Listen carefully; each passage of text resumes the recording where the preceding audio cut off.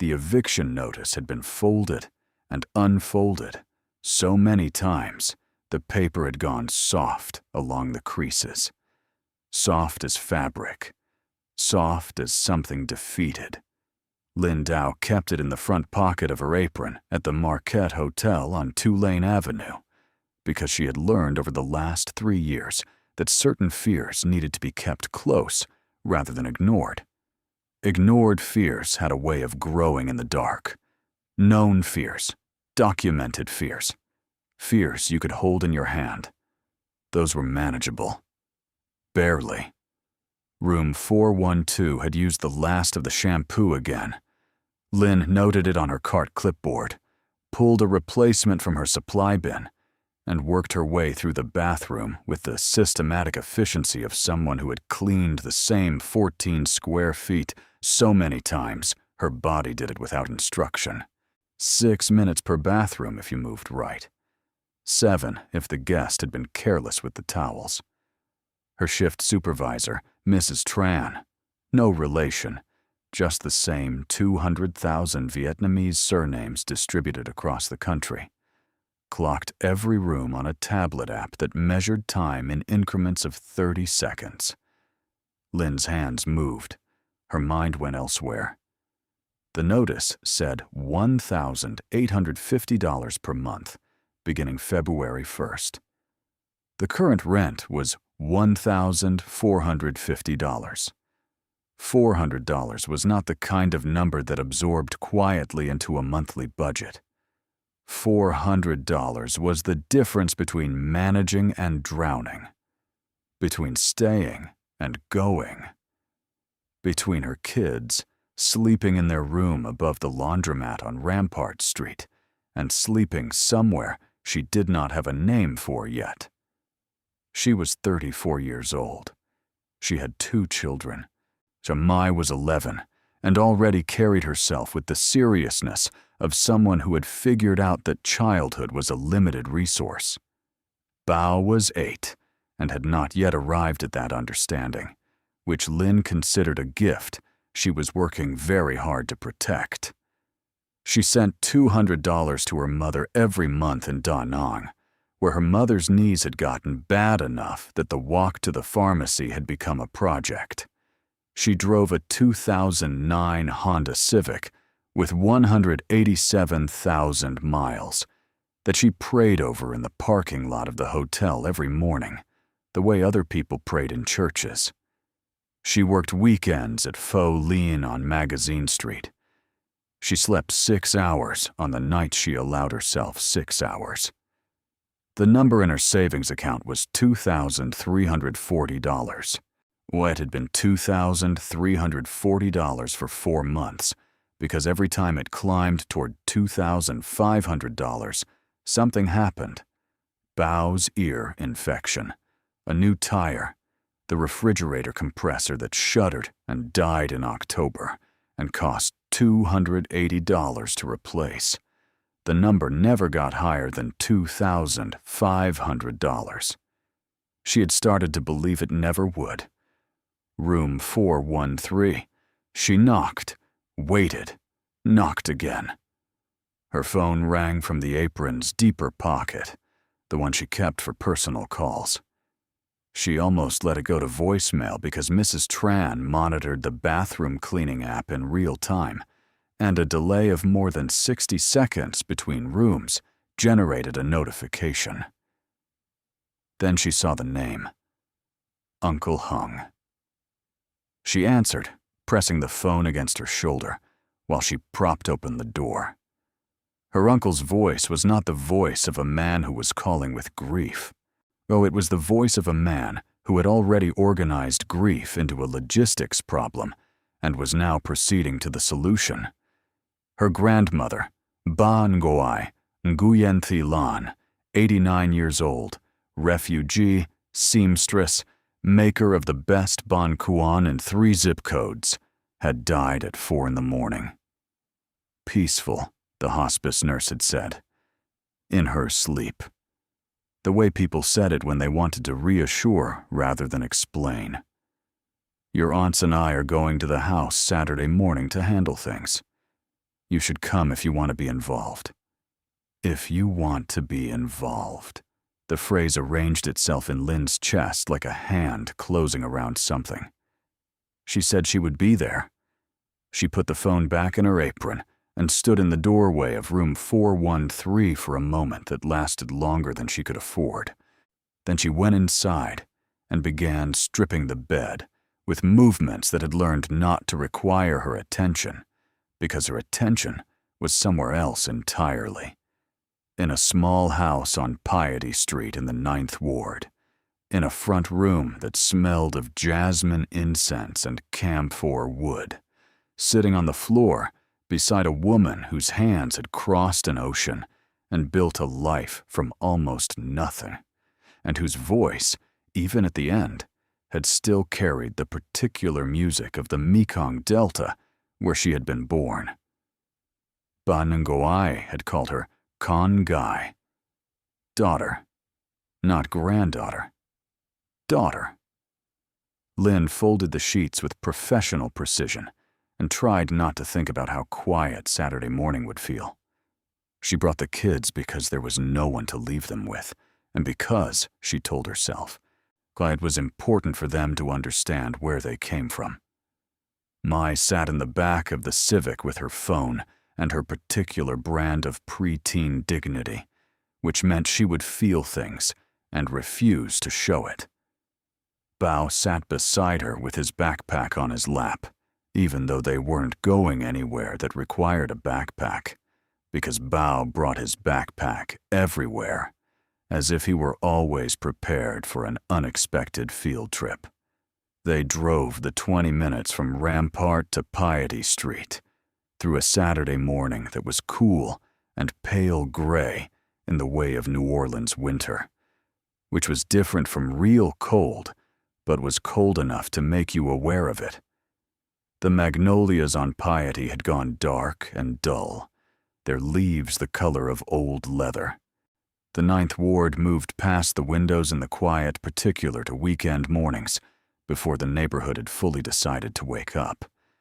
Her grandmother's house was a shotgun double, white paint over wood siding, a porch with 2 rocking chairs that had not rocked in 2 years since Ban Ngoai's hip made sitting and rising complicated.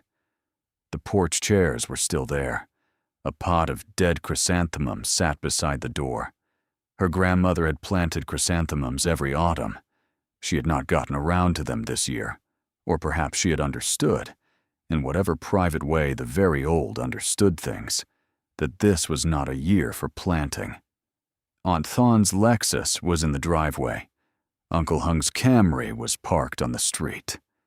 Lynn parallel parked the Civic behind a truck and sat for a moment with the engine off, listening to the tick of it cooling down. Bao said, "So Ban Ngoai's house?" "Yes." "Is she still inside?" "No, sweetheart. She's not there anymore. Just the things she left behind." Mai, quietly from the back seat, without looking up from her phone. "That's sad." Lynn said yes, it was, and they got out. Her Aunt Thon had a way of occupying rooms that suggested she was conducting an inventory she would later convert into a spreadsheet. She was 3 years younger than Lynn's mother, which made her 61, and she moved through her own mother's house with the brisk efficiency of someone who had already completed the grief portion of the program and arrived at the administrative phase. She had put on surgical gloves. She was examining the contents of the china cabinet with the attentiveness of an appraiser. Uncle Hung was in the back bedroom. From his voice, muffled by walls, was giving instructions to someone on the phone about a moving truck. Cousin Vaughn, Thon's daughter, sat at the kitchen table with a legal pad, writing things down. Vaughn was 38 and worked in real estate, which had given her an unshakable belief that she could assess the value of anything at a glance. She looked up when Lynn and the kids came in, gave Lynn the particular smile she reserved for occasions when she wanted to acknowledge someone's presence without encouraging their participation. The house smelled like all of itself: jasmine incense, Camphor, the particular sweetness of the tiger balm her grandmother kept on the nightstand, rice starch from the kitchen, old wood, and underneath it all, faint and foundational, the smell Lynn had no word for in English, the smell that was simply ban goi, the accumulation of a person who had lived in a space long enough to become part of its atmosphere. She stood in the doorway of the front room and breathed it. "Mama," Bao said, tugging her sleeve. "Mama, look." He was pointing at the wall of photographs. Her grandmother had kept photographs in cheap frames all along the east wall, arranged not chronologically, but by some private logic of affection. Her grandfather, dead before Lynn was born. A black and white photograph of a street in Saigon that no longer existed by that name. Lynn's mother as a young woman, laughing at something outside the frame. School photographs of grandchildren in various decades of fashion. And in the center, a photograph Lynn had looked at her whole life without studying. A young woman in an ao dai, dark silk, and standing in front of a building with French colonial architecture. The woman was perhaps 20 years old. She was not smiling, but her eyes were, the particular stillness of someone who has been told not to move her face, but cannot quite suppress her happiness. The photograph was sepia-toned. It was very old. She had always assumed it was someone's mother, someone from even further back. She looked at it now and felt something she could not articulate, a recognition that was not quite recognition. Aunt Than appeared at her shoulder. She had the look of someone managing multiple tasks simultaneously. "The china set is complete except for 2 saucers. I'm going to take it to Tammany Parish. I have space for it. The bedroom furniture is in good condition.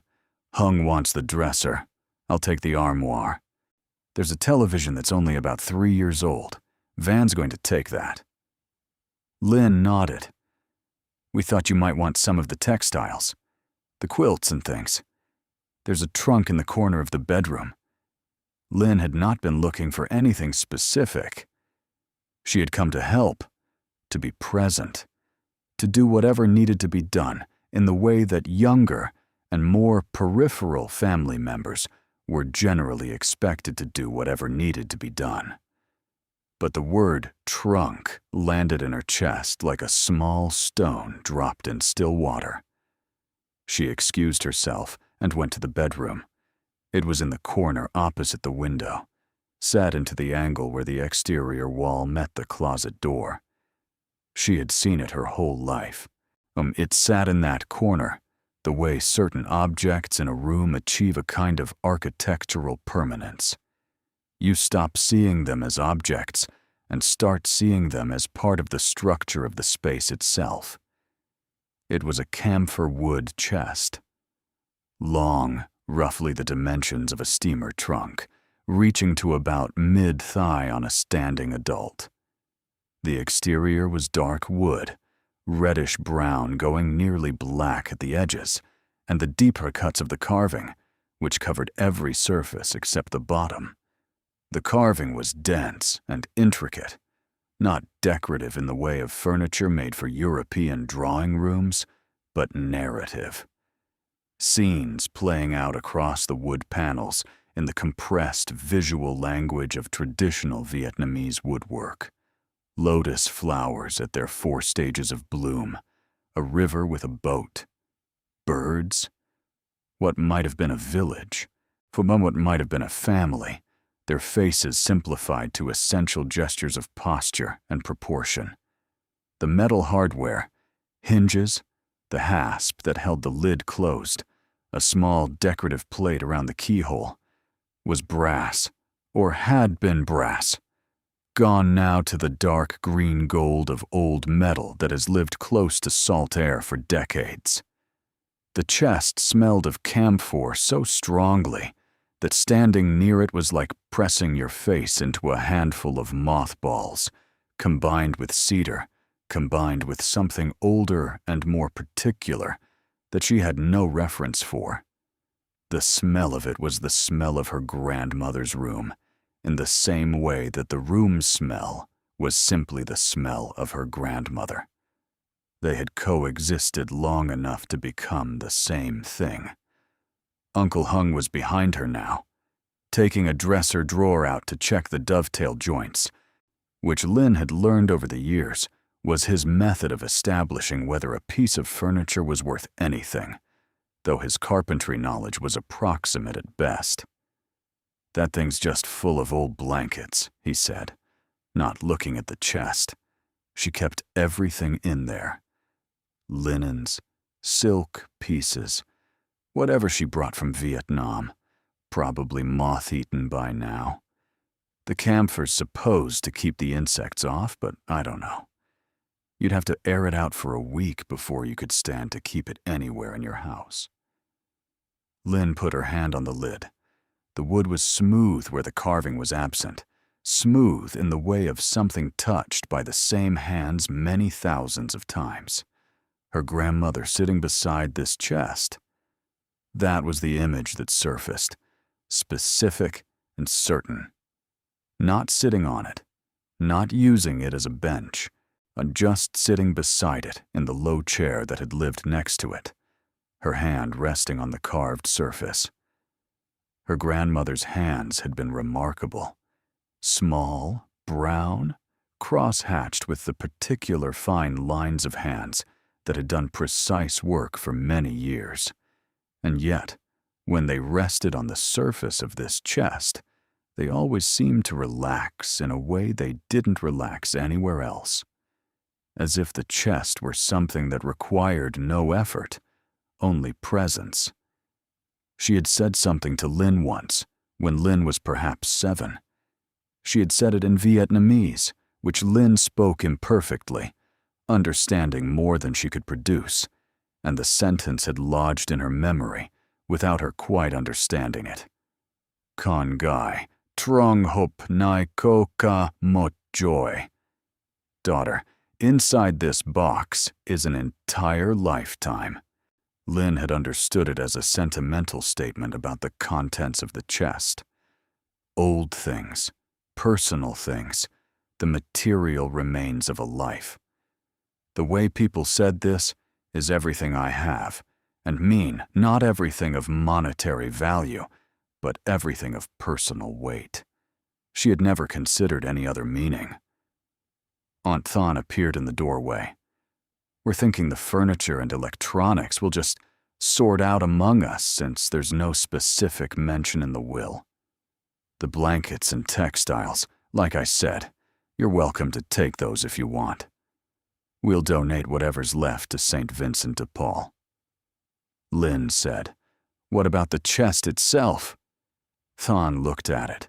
The expression on her face was briefly the expression of someone looking at something they've already dismissed.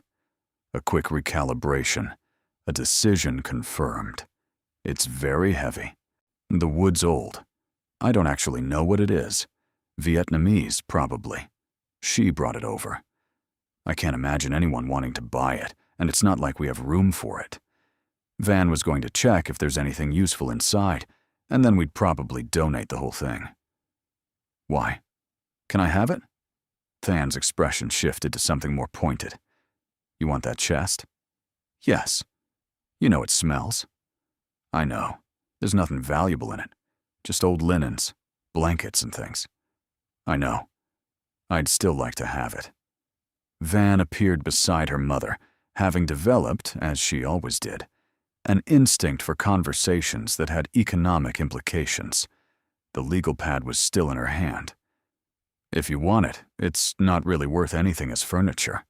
The style is not marketable here. I suppose we could let it go for $15, since we need to cover the cost of the donation runs anyway. Lynn said 15 was fine. Van wrote something on the legal pad. Uncle Hung, coming back through the room with the dresser drawer under his arm, glanced at the chest and then at Lynn with an expression that was not quite pity. "You're paying $15 for a box of old blankets that smells like an exterminator's truck." Lynn got her wallet. The mockery was not performed for her directly. That was the particular sophistication of her family's version of it. It was conducted in her presence, but calibrated to feel like it was not quite directed at her, so that objecting to it would require a social aggression she was not willing to deploy at her grandmother's funeral cleanup. It worked like weather. You didn't argue with weather.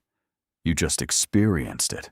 For Aunt Thon told Cousin Vaughn in a voice precisely loud enough to carry from the kitchen to the front room, where Lynn was wrapping the chest's brass hardware in newspaper to prevent scratching. "She means well. She's sentimental. She was always like this as a child. Keeps things nobody else would keep." Van replied, "That's sweet, I guess. Though practically speaking, $15 for a camphor chest full of musty blankets is, you'd spend more than that on storage unit fees in a month." Than, she's always been that way. Her mother was the same. Big heart, not a lot of practical sense. Uncle Hung came through with a lamp he'd decided to take. She's still paying rent in the 9th Ward, right? On a housekeeper's salary? And she's sending money to her mother on top of that. Than made a sound that was not quite a word. Hung. Well, she wants the blanket box. Fine, she can have the blanket box. Lynn folded another piece of newspaper and wrapped it around the corner of the chest. Bao came and crouched beside her, examining the carving with the intense focus he brought to things that interested him. "What's this?" He traced a carved figure with his finger. A woman standing in a boat, her arms raised. "I don't know exactly. Old stories, probably. Ba Nguai's history.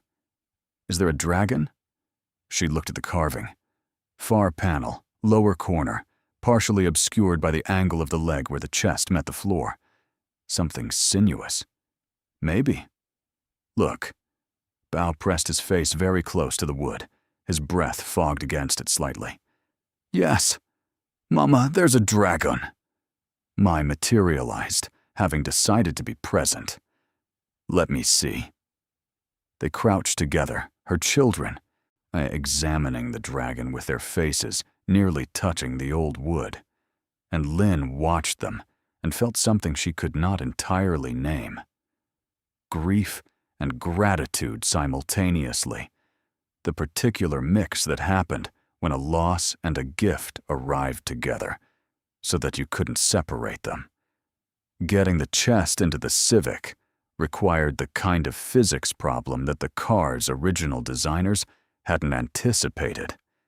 It was heavier than it looked, which was very heavy, because it looked heavy already. 40 or 50 pounds at minimum, possibly more. The camphor wood alone was dense, and the chest had significant mass simply from its age and construction. Thick planks, fitted with the close tolerance of old craftsmanship that did not account for material cost the way modern furniture did. Uncle Hung, to his credit, helped lift it without being asked. Not graciously, but practically. He was a large man who recognized a logistics problem when he saw one.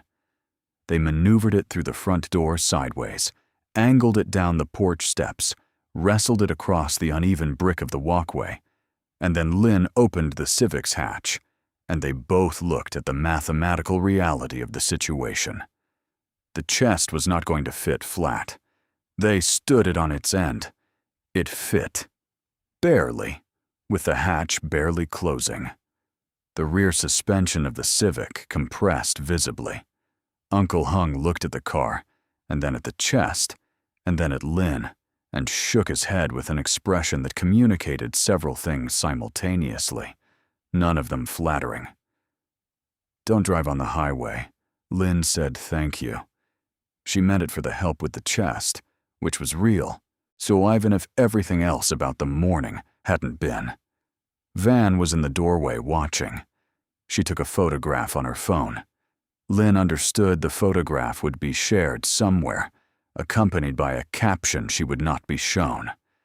They drove home at 35 miles an hour on surface streets, the Civic handling like a boat with weight aft. Bao turned around in his seat to watch the chest as if it might do something interesting during the drive. Mai watching out the side window with the expression she used when she was feeling things she had decided not to discuss. "You know what would be funny," Bao said, "if there was actually treasure in it." "There's not going to be treasure in it," Lynn said. "There are old blankets, silk ones maybe, things Ban Goai kept. But what if there was treasure, like pirate treasure, or gold? Vietnamese grandmothers who work as seamstresses don't have pirate treasure." "How do you know?" Mai said, without turning from the window. "Because pirates are not a significant part of Vietnamese refugee history, Bao." He thought about this.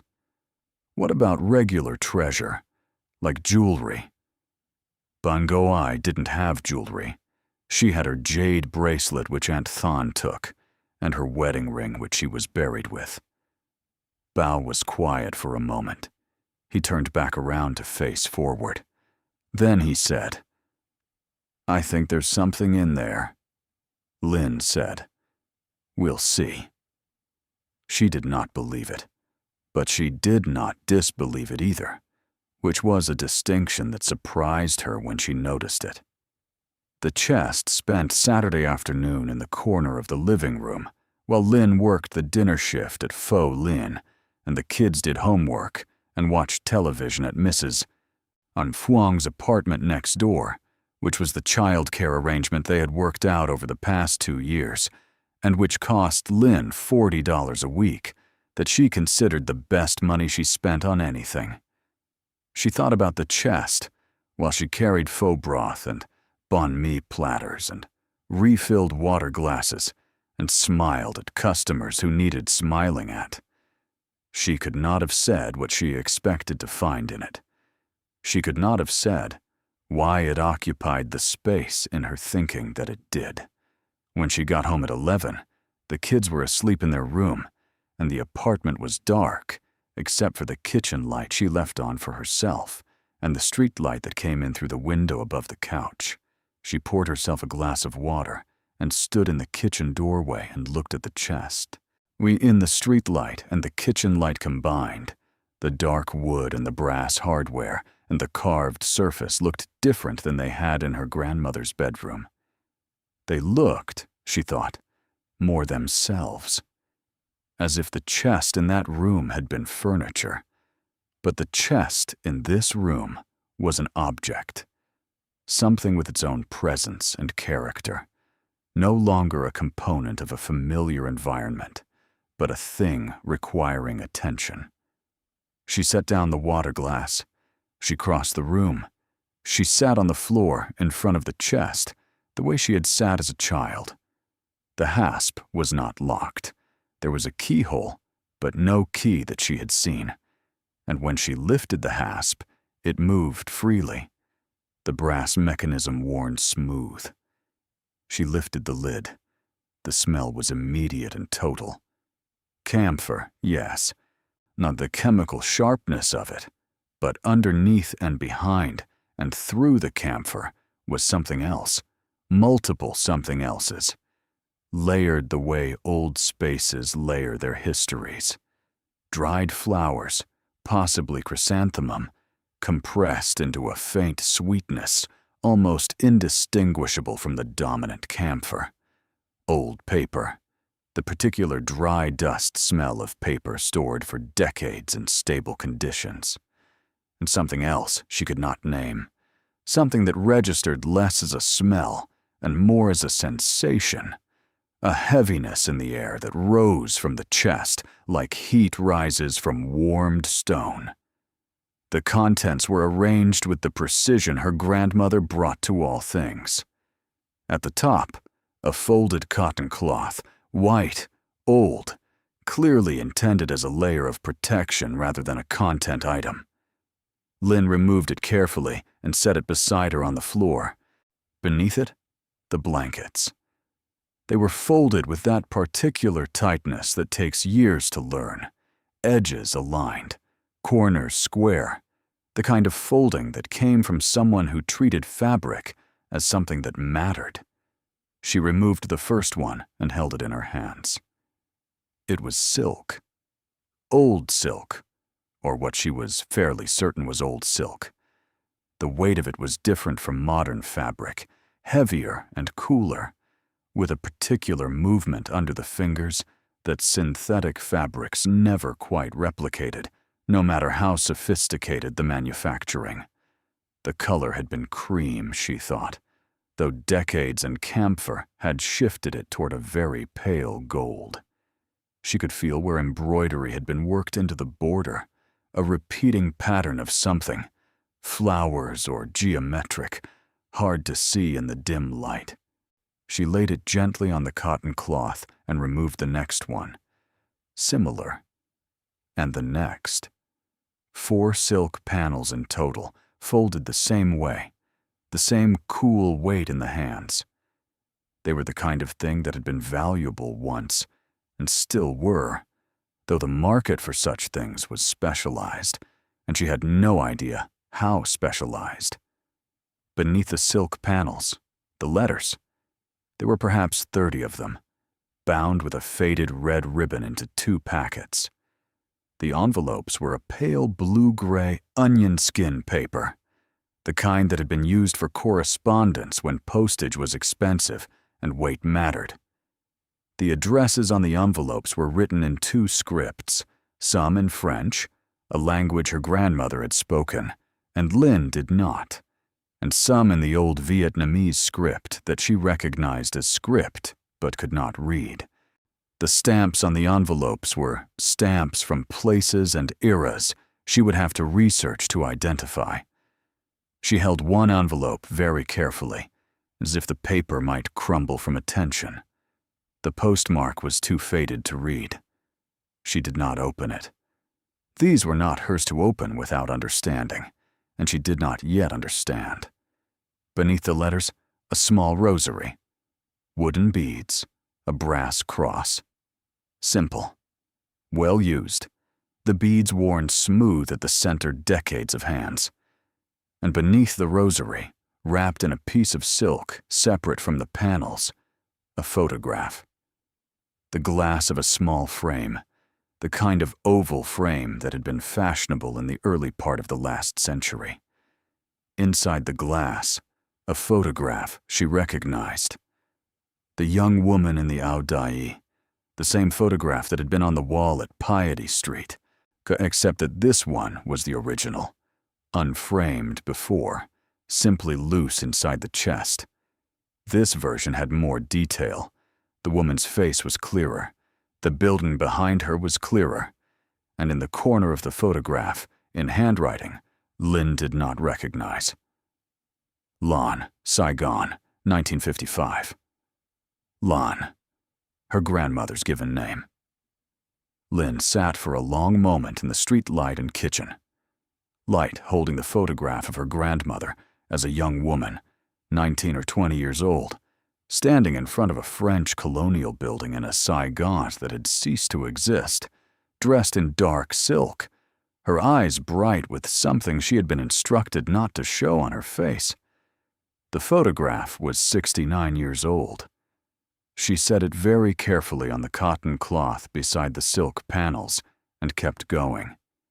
Beneath where the photograph had been, another folded cloth, to this one different in weight and texture, coarser, darker, wrapped around something. She unwrapped it carefully.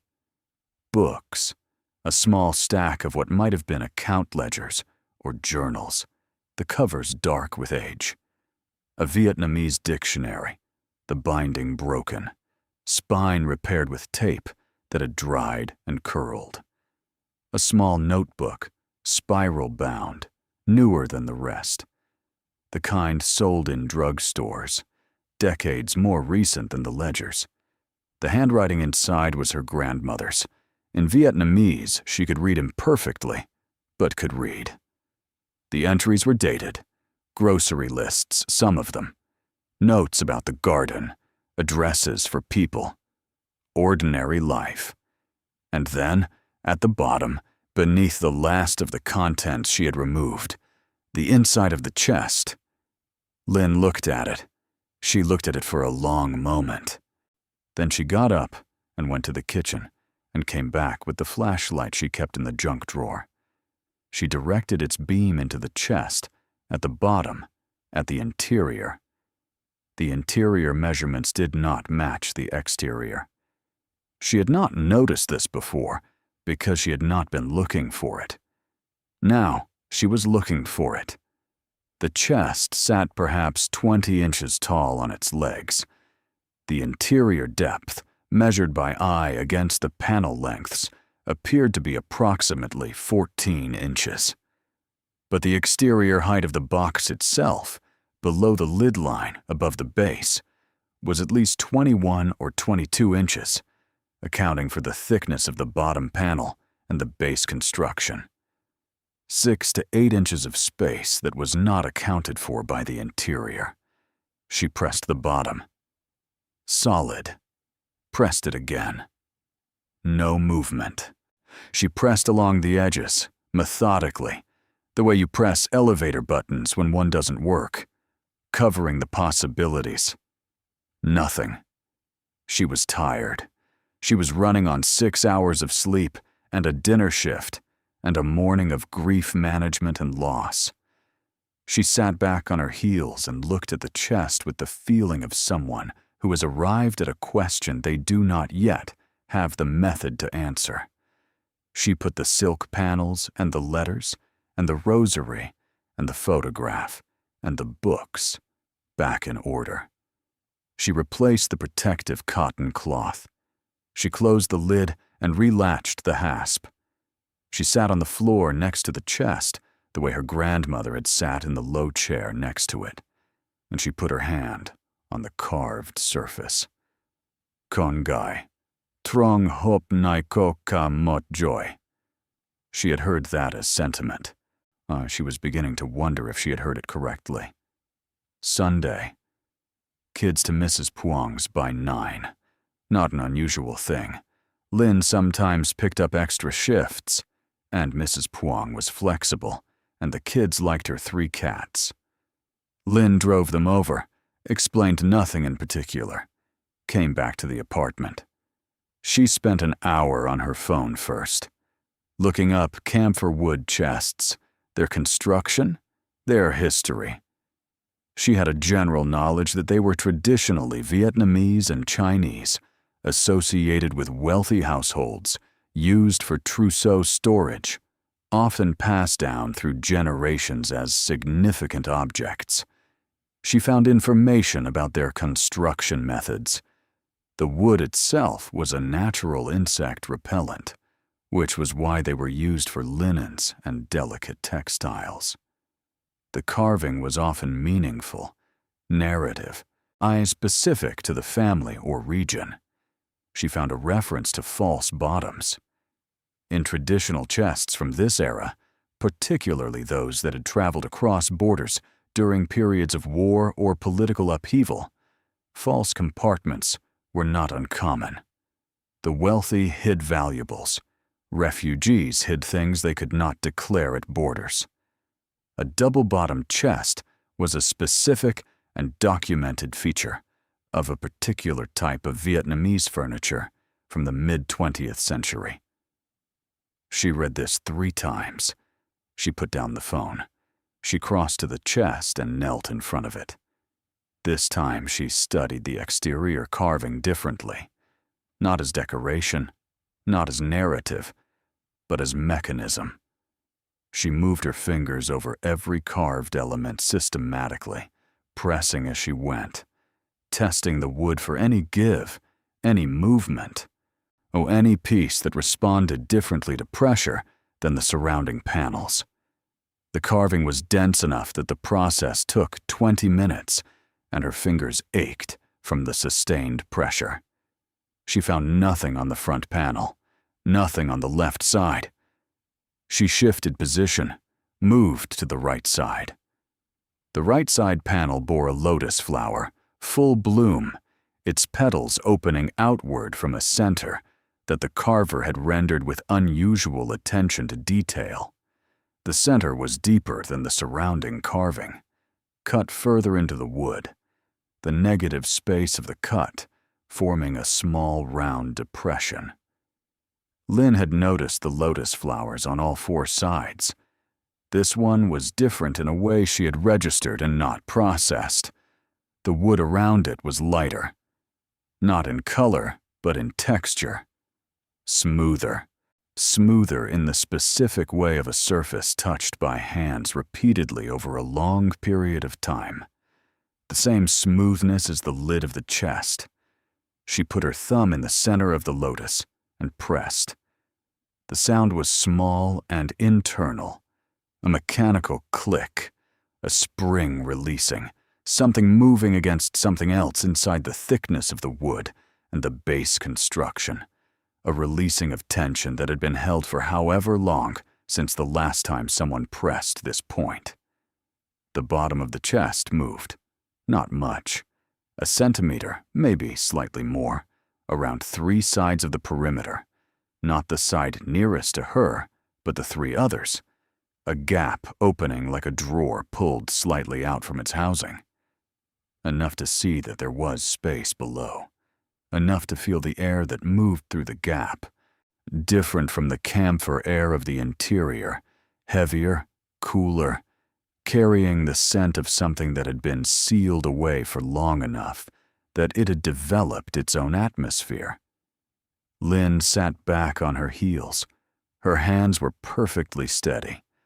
She noticed they were steady because she expected them not to be, and the steadiness surprised her, and the surprise made her more aware of what her body was doing than she normally was. She was breathing normally. Her heart was doing something she could feel in her throat, but her hands were steady. She slid her fingers into the gap. The false floor was a single panel, the full interior dimensions of the chest, perhaps 3/4 of an inch thick, fitted with the kind of precision that explained why she had not been able to detect any seam or gap from the interior. Oh, it was designed to look like a base. It had looked like a base for decades, and however many people had emptied and refilled this chest over those decades had believed they were handling the contents of a chest, not the contents of a chest that had a secret. She lifted the false floor out and set it on the carpet beside her. She looked into the space that had been beneath it. The space was perhaps 6 inches deep and occupied the entire footprint of the chest's interior. It was not empty. It was not moth-eaten blankets or old letters or silk panels or anything she had categories for. What filled it was wrapped in cloth. Pieces of cloth, dark blue silk, cut into approximately equal rectangles and folded around whatever they contained with the same precise folding she had found in all her grandmother's textiles. Edges aligned, on nothing sloppy, nothing casual, everything done as if it mattered, as if whoever was doing it understood that the way you wrapped things told the things something about whether they were worth wrapping. There were many pieces. She could not count them immediately. Dozens, packed closely, filling the space in a single layer that covered the false compartment completely. The smell that rose from the open space was different from the camphor of the upper compartment. Older, more metallic. Something underneath the old cloth smell that she could not name, but that pressed against some ancestral knowledge she did not know she had. The smell of material that had been kept carefully for a long time, sealed from the air that would have changed it. Her hands reached for the nearest wrapped piece. Her phone rang. She stopped with her hands extended. on fingers almost touching the cloth, and looked at her phone where it sat on the carpet beside her. Aunt Thon. She looked at the phone. She looked at the open chest, the gap where the false floor had been, the wrapped pieces in the hidden compartment, each one precise and deliberate and patient. Kongai, trong hop nai ko ka mot joy. She did not answer the phone. She set it face down on the carpet and turned back to the chest and reached in with steady hands to lift the first wrapped piece from the space where her grandmother had kept an entire lifetime hidden, and where it had waited, in perfect camphor-scented darkness, for someone to finally think to look. The first piece of silk came unwrapped slowly because she was afraid of it. That was the honest thing. She was afraid of the cloth and whatever it contained, with the specific fear of someone who has arrived at a threshold they cannot step back across, who understands, in some pre-linguistic part of themselves, that what they find in the next 30 seconds will be the before or after point of their life, and that once you have that kind of information, you cannot unknow it.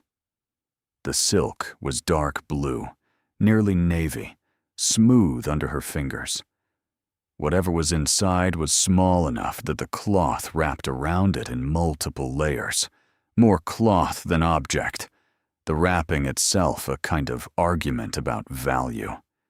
This is worth protecting. She unwrapped it slowly, layer by layer, her hands working without her instructing them, the way hands work when they have decided to proceed, regardless of what the rest of the person thinks about it. The innermost layer fell away. She stared at what was in her palm. It was a bar of metal, gold in color, though she understood immediately that gold in color and gold were not the same claim. It was perhaps 4 inches long and 1.5 inches wide, flat on 2 sides and slightly convex on the others, the shape of something poured rather than machined. It was heavy in the way of things that are heavy beyond their size, the density of it pressing against her palm with a gravity that seemed disproportionate to the volume. The surface was not shiny in the way of polished metal. It had the particular matte warmth of old gold, the color of late afternoon light, not yellow exactly, but something further into the amber range, richer and more complicated than yellow. Along one edge, very small markings, stamped rather than carved, barely visible. She looked at it for a long time. She set it very carefully on the carpet beside her, on the cotton cloth she had placed there for the purpose, and reached into the compartment for the second piece. This one was different in form, flatter, rounder, approximately the size of a large coin, but much thicker and heavier than the bar had been, despite its smaller visual footprint. The silk wrapping was the same dark blue, the same multiple layers, the same care. She put it beside the bar and reached for the third. The third was wrapped differently. More layers, and the outermost layer was not the dark blue silk, but a piece of red silk, separate from the others, as if whoever had packed this compartment had intended a visual distinction. Here is one category of thing, and here is another. She unwrapped it with extra care. Inside, a pendant, or what appeared to be a pendant, though no chain was present. A carved piece of stone roughly the size of her thumbnail, oval, the color of which stopped her, the way certain colors stopped you when they appeared unexpectedly in the real world rather than in photographs. A green so saturated and layered that it seemed lit from within. Not one green, but a dozen greens in conversation with each other. Darker at the edges and lighter at the center, where the carving was deepest. The carving formed a shape she recognized, a few character, the character for good fortune, rendered in the style of classical Chinese decorative art. The piece had a small hole drilled through the top for a cord or chain. The surface had been polished to a specific depth of luster, not glassy but luminous, the stone's inner light expressed rather than obscured by the surface finish. She had seen photographs of jade, tourist jade, the dyed green stones sold in airport gift shops. She had seen the real thing once in a museum case, labeled and contextualized and behind glass. She was not a jeweler. She was not an expert. But she had been a hotel housekeeper for 7 years, and before that, a seamstress's assistant, and before that, a factory worker. And all of those occupations had taught her to assess material quality with her hands and eyes quickly and accurately, because her livelihood had depended on getting it right. She turned the pendant in her fingers. She held it up toward the kitchen light. It did not look like what she had seen in the airport gift shops. She put it on the red silk beside the gold pieces and kept going. And the next hour and 40 minutes were the longest she had spent sitting on the floor of her living room.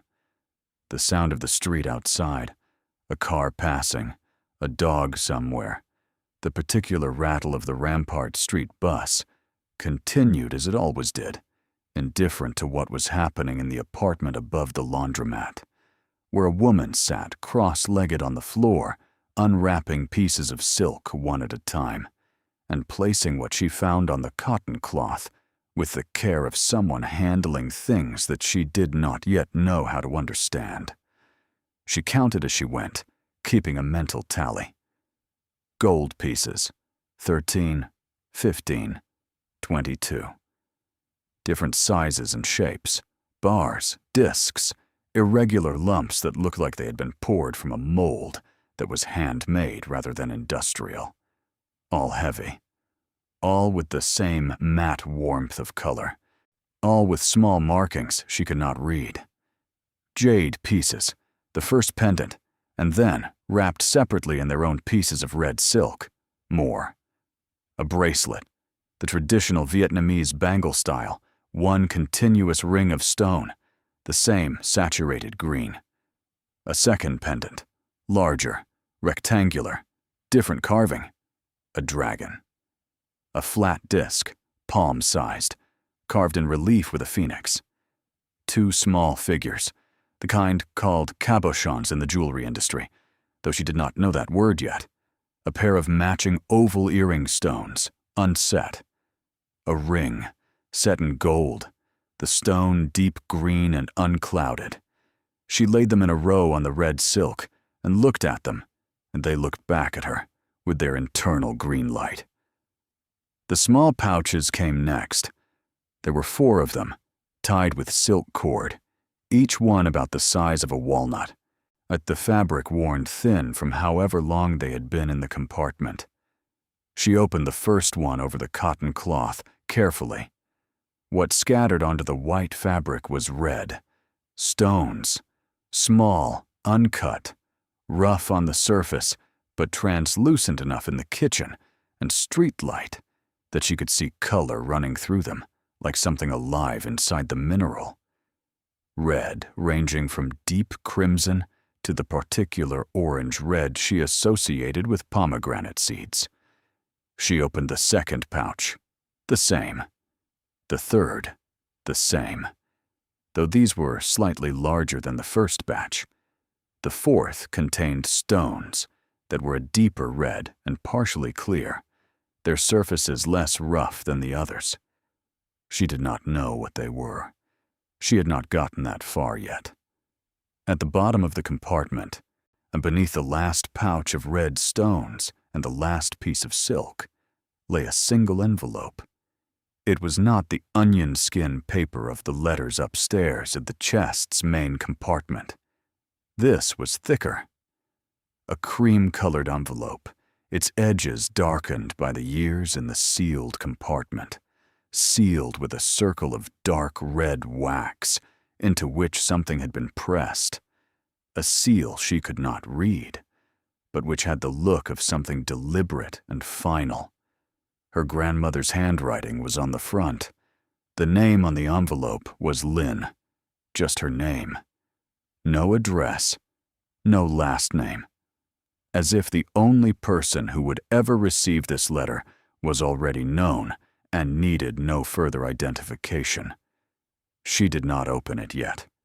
She sat with it in her hands for a long time and looked at everything laid out on the cotton cloth on her living room floor, the gold pieces and the jade and the red stones and the wrappings in their dark blue and red silk, and felt something she had no accurate word for. Not happiness, not disbelief. Something older and quieter. Something that felt like the moment before you understand a thing you have been misunderstanding your whole life. The moment when the correct meaning moves toward you, and the wrong one has not yet fully departed. She picked up her phone. It was 11:47 in the morning. She put the phone back down. She looked at the items on the cloth. She picked up the phone again and searched for the question she was afraid to ask, and asked it anyway. How to tell if gold is real. She was not naive about pawn shops. She understood what they were and what they weren't, and why someone might go to one versus why someone might avoid one. And she understood that the exchange rate between desperation and commerce always favored commerce. She had been in one once, 3 years ago, when a medical bill had aligned badly with a pay period, and she had needed cash in 48 hours, or things would become complicated. She had not enjoyed the experience. But the pawn shop on Magazine Street, Fontaine's Estate Buyers, the sign said, which was the kind of name that worked hard to dignify the thing it named, had glass cases full of jewelry and a man behind the counter who had the look of someone who had been looking at things all his professional life and could not be surprised by anything anymore. He was perhaps 60, heavy-set, so with reading glasses on a cord and the particular patience of a person who dealt every day with people who were nervous and needed them not to be. His name, from the nameplate on the counter, was Darnell Fontaine, and he was the owner. And when Lynn came in on a Monday morning with nothing in her hands and asked if she could ask him a question, he said sure, and looked at her with the assessment he applied to everyone who walked through his door, a rapid classification that appeared to conclude she wasn't going to be a problem. She described what she had. Without specifics of quantity or origin, she described a piece of gold metal and a piece of green stone that a family member had left her and which she needed to have looked at before she did anything else. He said he could test them, so she went back to the car and got 2 items from the bag she had packed that morning. 1 gold piece, the flat disc, wrapped in a piece of the dark blue silk, and the smaller of the 2 jade pendants, the Fu character one, wrapped in its red silk. She carried them back inside with the kind of care that was visible, the care that made Darnell Fontaine watch her walk from the door to the counter with slightly more attention than he'd been giving her. She unwrapped the gold piece first. He looked at it without touching it for a long moment. Then he picked it up, turned it in his fingers, held it under his counterlight, set it on the glass, and picked up a pair of calipers, measured its dimensions, wrote something on a small notepad, set down the calipers, got a small black stone from under the counter, a testing stone, though she didn't know the term, drew the disc across it, leaving a faint streak of metal on the black surface, got a small brown bottle and a dropper, applied a single drop of liquid to the streak, watched, The streak did not change color the way she had read that base metals changed color under acid test. He looked up at her. His expression had not changed dramatically, but something in the set of it had shifted slightly, the way a face shifts when it receives information that requires recalibration. Where did you say this came from? Family. My grandmother left it to me. He set the disc on his scale, read the number, wrote it down, did something with a formula she could not follow, looked at the number he arrived at. This is 24-karat gold. And he said it without drama, but with the flatness of someone reporting a fact that was nevertheless surprising. Pure, old casting. Vietnamese style, if I had to guess, which I don't usually. But I've seen similar pieces from that part of the world. He pointed at the stamped markings on the edge. Those are assay marks. The casting is old, not modern production. This piece is probably 60, 70 years old minimum. She said nothing. He looked at her. His expression was of someone deciding how much to say. You understand what I'm telling you? I think so. I can offer you store value on it. I won't insult you by telling you what my store value is because it's not what this is worth, and you should know that before you make any decisions. He paused. How many pieces like this do you have? She didn't answer that question. She unwrapped the jade pendant.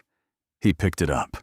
His reaction was more contained than she expected, more contained than the gold reaction, which she realized was because the jade reaction was being controlled more deliberately.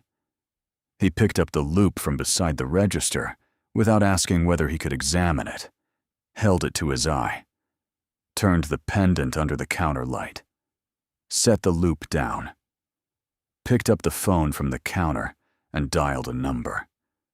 Spoke in a rapid conversation she could only partially follow. Hung up. He looked at her. I need you to understand I'm not a jade specialist. I know enough to know what I don't know, and what I don't know is exactly how significant this piece is. What I do know is that it's jaudite, not nephrite. Imperial green. Untreated, which I can tell from the surface characteristics. No polymer filling, no bleaching. Grade A. He paused. Grade A imperial jadeite of this color saturation is... He stopped himself. He tried again. It's rare. Genuinely rare. Not rare like jewelry stores say things are rare. Actually rare. Lynn looked at the pendant on the glass counter, the green light of it, the carved Fu character. He said, You need to go see Margaret Chen on St. Charles. Estate jewelry and precious metals. Certified appraiser. She specializes in Asian antiques, and she'll know exactly what you have. Don't come back here. That's not me trying to get rid of you. I could make you an offer on the gold piece right now that would be worth taking. But for the jade, and if you have more pieces like either of these, Margaret Chen is the right person. She'll do it right. Lynn wrapped both pieces back in their silk. She said, Thank you. He watched her wrap them. He said, one more time, How many pieces? She picked up her bag. She said, Enough. The office of Margaret Chen, certified gemologist and estate appraiser, was on St. Charles Avenue in a building that had been renovated with a kind of respect for its original architecture. High ceilings, plaster molding, the particular hush of spaces that have been adjusted for gravity rather than against it. The waiting area had 2 leather chairs and a glass-top table with a book of estate jewelry photography on it. The receptionist was a young man who offered her coffee and meant it. She had called ahead. She had an appointment for 2 in the afternoon, which she had gotten to by explaining to the receptionist that she had a collection of items to assess and that the pawn shop owner on Magazine Street had specifically given her this name. The mention of the specific referral had made the appointment happen more quickly than she had expected. Margaret Chen was 54 or 55, Vietnamese American, from Houston originally, which Lynn knew because she mentioned it when she came into the waiting room to bring Lynn back personally, rather than sending the receptionist. She had the bearing of someone who had been authoritative for long enough that authority had become comfortable rather than effortful, and she had the eyes that Lynn recognized from all the best craftspeople she had worked with, eyes that looked at objects with a quality of attention most people reserved for conversations with people they cared about.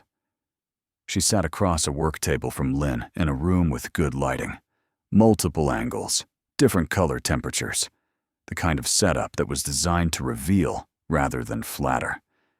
She said, "Tell me what you have and where it came from." Lynn told her.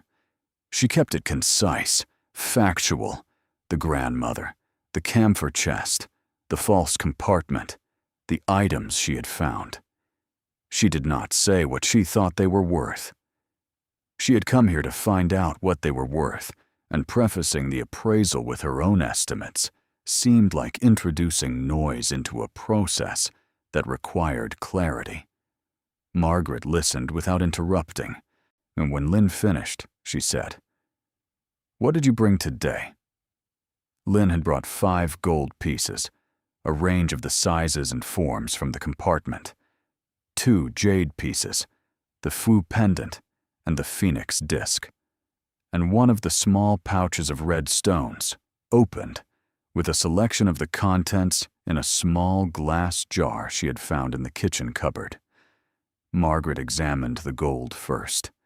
She used a scale, calipers, acid test, and a device that Lynn later learned was an X-ray fluorescence analyzer, a handheld instrument that shot an X-ray at the surface of the metal and read the elemental composition. The results from the XRF came on a small screen. She read them and made a note on her notepad, without her expression changing, either in the way of someone who had learned that the first expression a client saw would be remembered and potentially misinterpreted. She moved to the jade. She used a loupe, a refractometer, a spectrometer. She spent longer on the jade than the gold, not because the jade was harder to assess, but because the assessment of exceptional jade had dimensions that required more time to honor. The color, the clarity, the quality of the carving, the condition of the surface, the indicators of age and origin and treatment status. Each one received its consideration separately and then in relation to the others. On the phoenix disc, she stopped. She held it under her strongest light and turned it very slowly. She set it down and picked up her phone and called someone, and the conversation was brief and technical. And when she hung up, she wrote something on her notepad that she did not show Lynn. Then the red stones. She sorted them on a white paper tray, separating them by size and clarity. Got a loupe, examined several. Got another instrument, smaller, handheld, that she pressed against the surface of the stones individually. Read the results from a small display. Examined 2 more. Made 3 more notes. Then she set down the instruments and folded her hands on the work table and looked at Lynn with an expression that had arrived at something. She said, "I need to ask you to bring me everything, not just a sample, everything from that compartment." Lynn said, "Why?" "Because I can tell you what a sample is worth and give you a preliminary range, but I cannot give you an accurate, full assessment from what you've brought me, and I don't think a preliminary range is going to serve you well right now. I think what you need is the complete picture." She paused. "Also because what you've brought me today is," she chose her words, "more significant than most of what I see in a month of work, and I want to make sure you understand what you're dealing with before you make any decisions. Lynn said, "Can you give me a preliminary range, just so I understand what we're talking about?" Margaret picked up her notepad. She looked at the numbers on it for a moment. "The 5 gold pieces you brought today total approximately 470 grams of 24-karat gold. At current market price, those 5 pieces alone are worth approximately $30,000, give or take depending on the day's gold price. But," she held up a hand, "that's melt value. Spot price. So the actual value of these pieces may be higher because they have provenance value as historical objects in addition to metal value, and because the casting quality suggests they may be attributable to a specific Vietnamese goldsmith tradition that collectors value independently of melt price." She moved to the next item on her notepad. "The few pendant is imperial green jadeite, grade A, natural, untreated. The carving is skilled and consistent with mid-20th century Vietnamese or Vietnamese Chinese workshop production. At minimum, a piece of this quality and color would bring $40,000 to $60,000 at auction. The Phoenix disc," she paused, "the Phoenix disc is different. I called a colleague who specializes in Chinese and Vietnamese imperial objects. The disc is older than the other pieces, potentially much older. The carving style and the stone characteristics are consistent with Nguyen Dynasty court production, which would place it between 1802 and 1945. A confirmed Nguyen Dynasty court jade disc of this quality at auction would not be valued in the tens of thousands. It would be valued in the hundreds of thousands." Lynn heard those words. She said very carefully, "Did you say hundreds of thousands?" I said it would not be surprising. I am not confirming that number until I have proper research done. But I want you to understand the order of magnitude we may be discussing. And the red stones," Margaret looked at her notepad, "the red stones are rubies. Vietnamese rubies specifically. The color profile and inclusion characteristics are consistent with material from the Luc Yen deposit in northern Vietnam, which is one of the most historically significant ruby sources in the world. These are not gem-quality faceted stones. They are rough material. But the color in several pieces is exceptional, and the size of some of the larger rough stones is unusual. I have sent photographs to a colleague for a second opinion, but my preliminary assessment is that the 4 pouches you showed me contain between 8 and 12 carats of high-quality rough, with potentially 3 to 4 carats that would qualify as pigeon's blood color under standard grading. Lynn did not know what pigeon's blood meant in the context of rubies. She would learn later, the term for the specific saturated red that was the most prized and valuable color in the ruby market, rarer than any other variety of that already rare stone. She said, "What does that translate to?" "Oh, conservatively. For rough of this quality, the ruby material alone could represent $80,000 to $120,000. Possibly more if the largest piece yields what I think it may." Lynn looked at the work table, at the gold pieces and the jade and the rubies on their white paper tray, in the bright, careful light of this room on St. Charles Avenue. She said, "And I have more." Margaret said, "I know. That's why I need you to bring me everything." She went back to the apartment. She sat in the kitchen for a while without doing anything in particular. Then she made tea, the way she had been making tea her whole life. The same tin her grandmother had given her, the same amounts, the same practice. She held the cup with both hands and sat at the kitchen table and looked at the wall. She tried to assemble the numbers. The 5 gold pieces alone were $30,000, and she had 47 gold pieces. The ratio was not exact. The pieces were different sizes, but even a conservative average put the gold at somewhere near $250,000 in melt value alone. The jade, the full collection including the bracelet and the dragon pendant, and the ring and the cabochons and the earring stones. A collection of jade of the quality of what she had shown Margaret. A collection not of 2 pieces, but of 12. The numbers she could not assemble with any confidence because she did not yet know enough about jade markets, the rubies. And then whatever the phoenix disc turned out to be, the older piece, the one that Margaret had looked at and reached for her phone. She was a hotel housekeeper who made $14.80 an hour. She sent $200 a month to her mother in Da Nang. She had $2,340 in savings and a $400 rent increase coming in February, and a Honda Civic with 187,000 miles that she prayed over every morning. And in the camphor wood chest in the living room, in the false compartment her grandmother had accessed with a thumb pressed to a carved lotus flower, was something she did not yet have a complete number for. She looked at the sealed envelope on the table.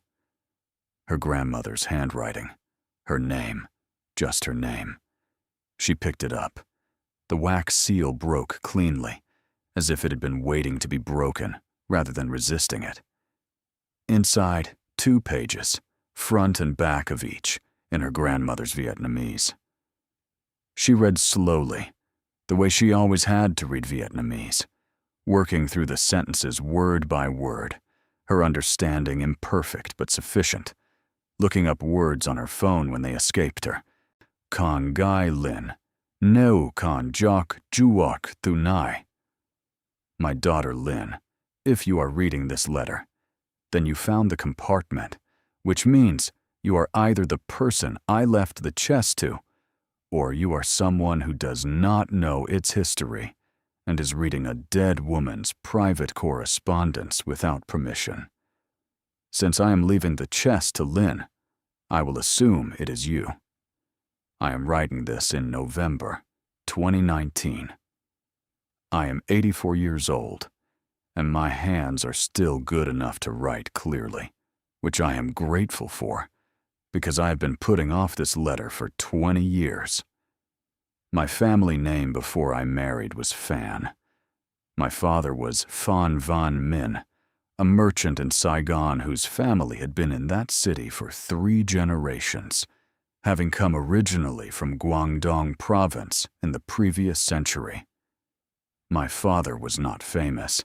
He was not a public figure. He was a man who imported textiles through the port and sold them wholesale to the dress shops on Zhong Koi Street. And he did this profitably enough that we lived in a house with 3 floors and employed a cook and kept an automobile when most families did not. We were not wealthy in the way of the great families. We were wealthy in the way of people who had been careful and patient for many years. My father did not trust banks. This was not unusual for Vietnamese families of his generation. Banks had failed before and would fail again, and the French had done many things during the colonial period that made institutional trust a complicated proposition. He kept his savings in gold, the old way, the way his father had kept savings and his grandfather before that. Gold was portable. Gold did not inflate. Gold could cross borders in ways that paper money could not. My father had a phrase for it that he said often: "The gold goes where the family goes." When I married your grandfather in 1956, my father gave me this chest as my dowry. The chest itself was old even then. My father had inherited it from his father, who had used it for textiles before he understood its other purpose. The compartment was there when my father received it. I do not know when it was first made or by whom. Inside the compartment when I received it were gold pieces my father had accumulated over 30 years of careful work, and the jade collection that had come down through the family from an earlier generation. And the jade disc with the phoenix, the one wrapped in the red silk, my father told me came from a Vietnamese-Chinese merchant who had acquired it in the Nguyen period. He did not know more than that. I have carried it across an ocean, not knowing more than that. Your grandfather was a good man. He died in 1965 from illness, not the war, though the war was everywhere by then. After he died, I lived alone in the house in Saigon, with the chest and its contents, and the understanding that I was now the sole guardian of something that had survived 3 generations of my family, and which I had a responsibility to pass on correctly. When Saigon fell in April 1975, I was still there. I will not write about those days because I cannot write about them without becoming someone I do not want to be, and I am too old to become someone I do not want to be. I stayed until 1979 when I came with the official program to America. I could not bring furniture or boxes or anything that would require space in the aircraft. I could not bring the chest. I paid a man to bring the chest out for me through a route I still do not know the details of. It cost me 3 gold pieces, which I gave him from the compartment before I left, which I sealed again and left with him. The chest arrived in New Orleans 8 months after I did. I do not know how. I did not ask. In this compartment is what remains of 3 generations of a family's careful work. It is not as much as it once was. I gave pieces away when I needed to, when your mother was sick, when your aunt's husband needed his business debt settled, when the roof of this house failed. But I was not wasteful, but I used what was there when it was needed, because that is what it was for. What remains, I am leaving to you. I know your aunts and your uncle will say that whatever I had should be divided equally. I know your cousin Vaughn will say there are legal considerations about estates and equitable distribution. They are not wrong, exactly, but they are applying a framework to a situation that the framework was not built for. This is not money in a bank account. This was not earned in the years of my death. This was carried across a war and an ocean in a wooden chest, and it belongs to whoever carried it in spirit, if not in body. You carried it, Kongai. You sat beside me when the others were too busy. You sent money to your mother when you had nothing to spare. You asked me about the old stories when you were a child, and I could see in your face that you were listening, and not just waiting for the stories to be over. You lived carefully the way careful people do when they are not careful, because they fear loss, but because they understand that things have value, and value deserves respect. The chest is yours. What is in it is yours. You did not find it by accident. I chose you, and then I put the chest where I knew you would eventually be the one to look. There is one more thing I want to say, and then I'm done, because my hand is getting tired, and I'm 84 years old, and I have earned the right to stop when I want to. The stones in the 4 pouches came from my father's youngest brother, who lived in the north near the border. He sent them to my father before the country divided. My father did not know what to do with them, so he left them in the chest. I have carried them for 60 years, not knowing what they were worth, because I was afraid that knowing would tempt me to do something unwise with them. I am leaving them to you, unresearched. Find out what they are. Trust someone with credentials. Do not trust the first number you hear. Take care of your children. Take care of your mother. take care of yourself, which is a different thing and harder. Do not feel guilty. Do not feel you must explain yourself to people who did not sit beside me. I chose you.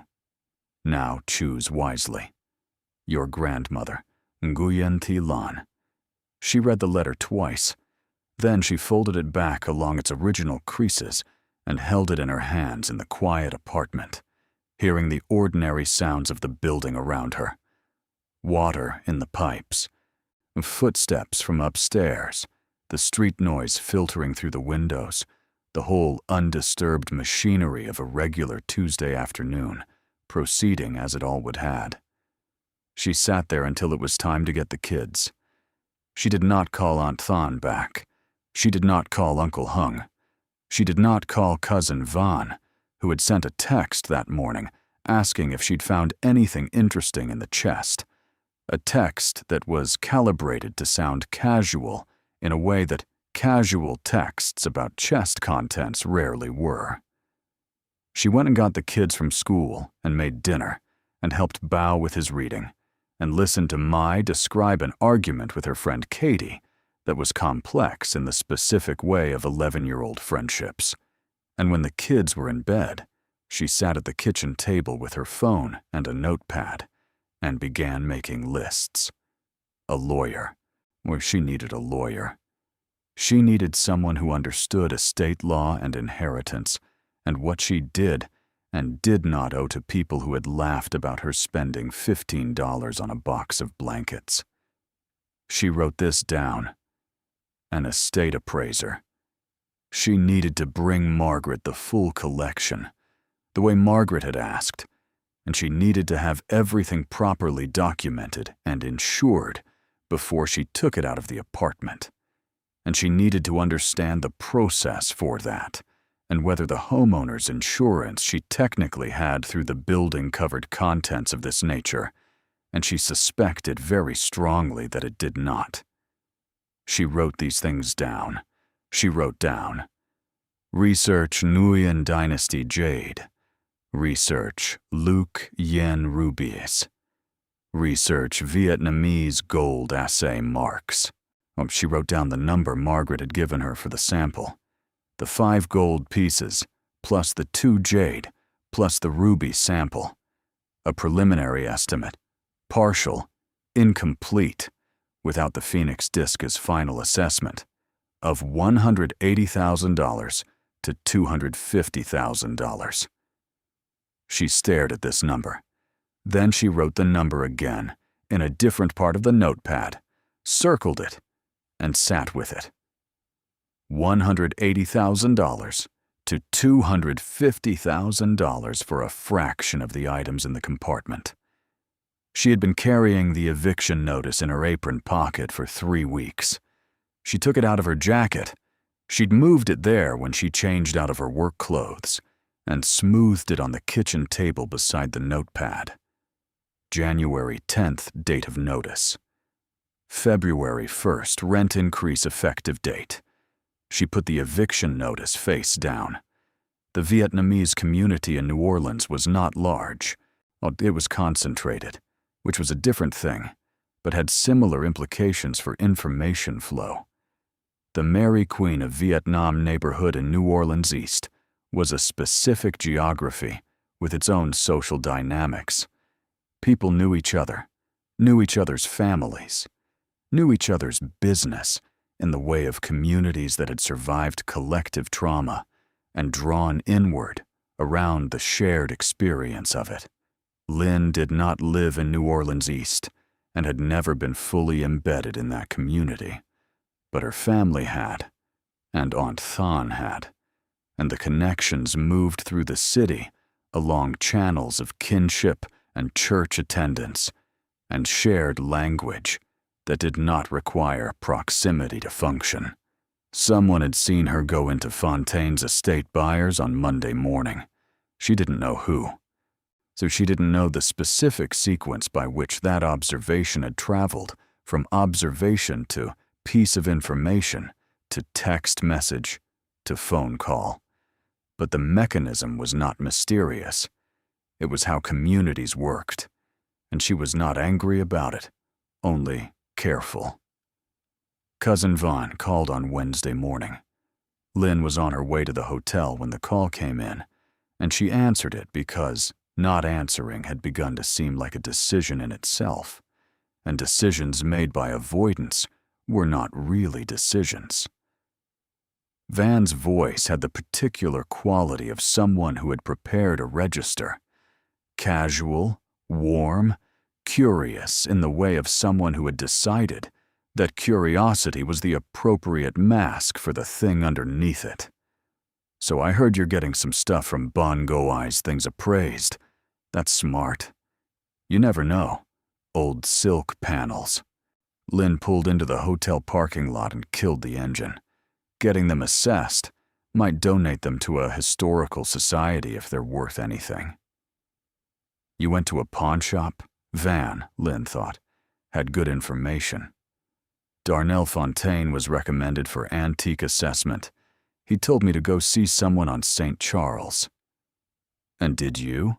Lynn looked at the hotel entrance. Mrs. Tran would be watching the app in 7 minutes. I've made some appointments. For what, specifically? Family things Bon Go-I kept.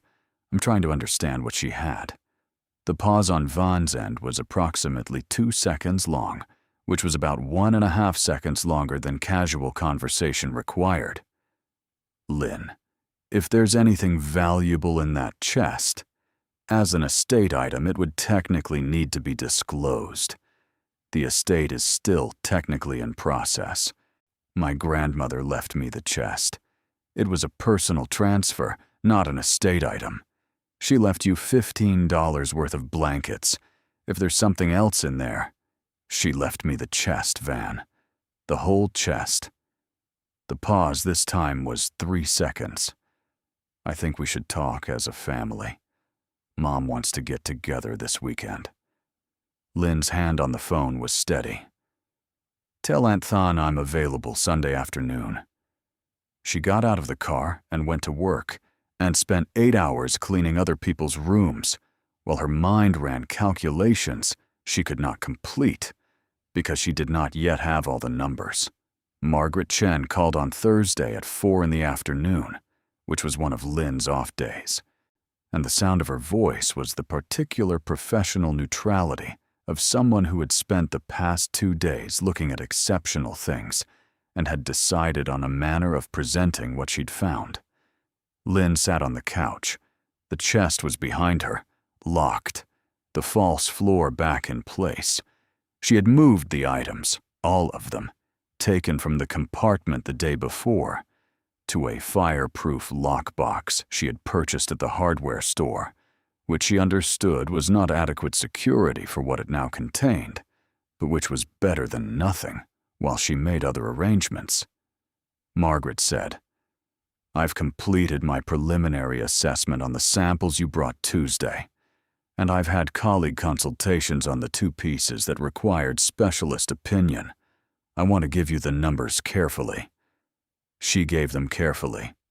The gold, 5 pieces assessed, $31,400 at current spot price, potentially $40,000 to $45,000 accounting for historical premium if properly documented and sold through the right channel. The jade, the faux pendant, $45,000 to $58,000 at auction. The Phoenix disc, she paused. The Phoenix disc had been confirmed by 2 specialist consultants as consistent with Nguyen Dynasty Imperial Workshop production. 19th century, probably. The stone was exceptional. The carving was court-level quality. And one of her consultants, a Vietnamese art historian from Tulane, had identified a motif in the reverse carving that he associated with a specific workshop active during the reign of Emperor Min Maung, 1820 to 1841. Lynn listened. Margaret said, a comparable piece sold at Christie's Hong Kong in 2021 for $340,000. Comparable is not identical. So an auction results vary, but I want you to understand the range we're discussing for this single item. Lynn said, "Okay." The rubies. The Gemological Institute of America had done a remote assessment on photographs with in-person assessment pending. Preliminary determination was consistent with Luke Yin material, predominantly. Of the stones visible in the photographs, 3 pieces were flagged as potentially qualifying for GIA's designation of exceptional color. The largest rough piece, if it yielded what the external examination suggested, could produce a faceted stone in the range of 1.8 to 2.2 carats of what she was told might be pigeon's blood color. A 2-carat pigeon's blood ruby of Luke Yin origin had sold at Sotheby's Geneva the previous year for $180,000 per carat. Lynn sat very still on the couch.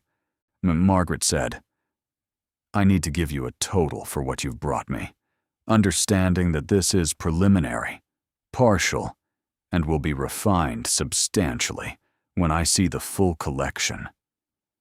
But for the sample you brought Tuesday, my best current estimate is $420,000 to $510,000.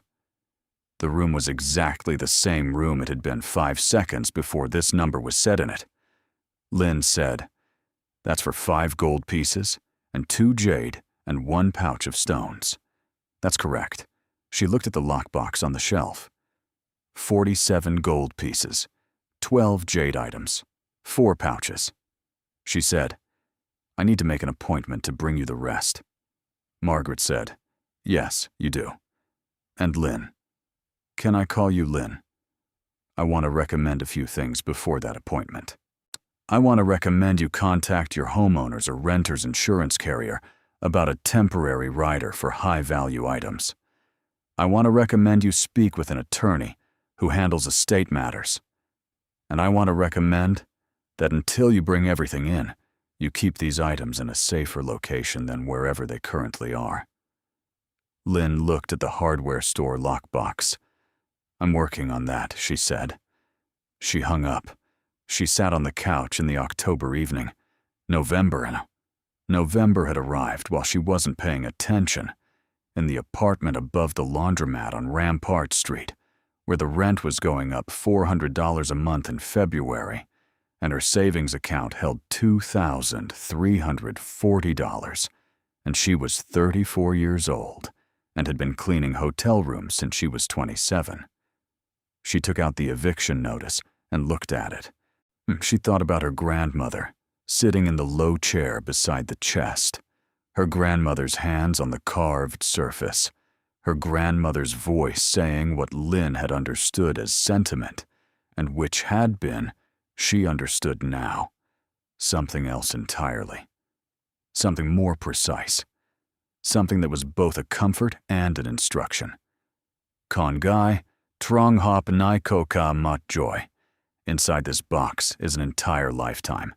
Not the blankets, not the silk panels, not the letters or the rosary, or the small oval photograph of a young woman in an ao dai, standing in front of a building that had been her family's, in a city that no longer existed by the name her grandmother had known it.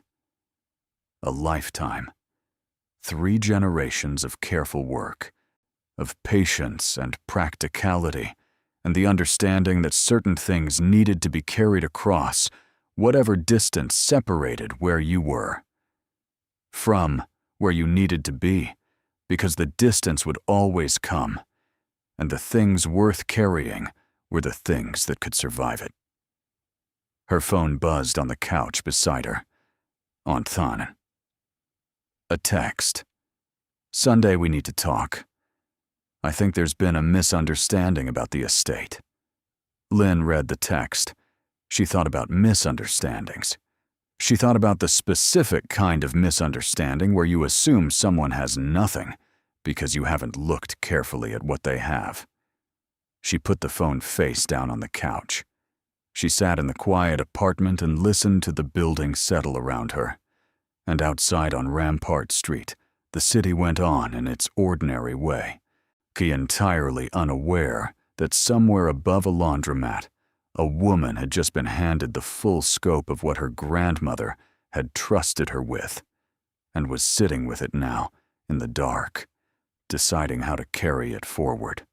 Sunday arrived the way difficult things often arrived, with ordinary weather and nothing in the atmosphere to distinguish it from any other day, as if the world considered the occasion unremarkable and was leaving the weight of it entirely to the people involved.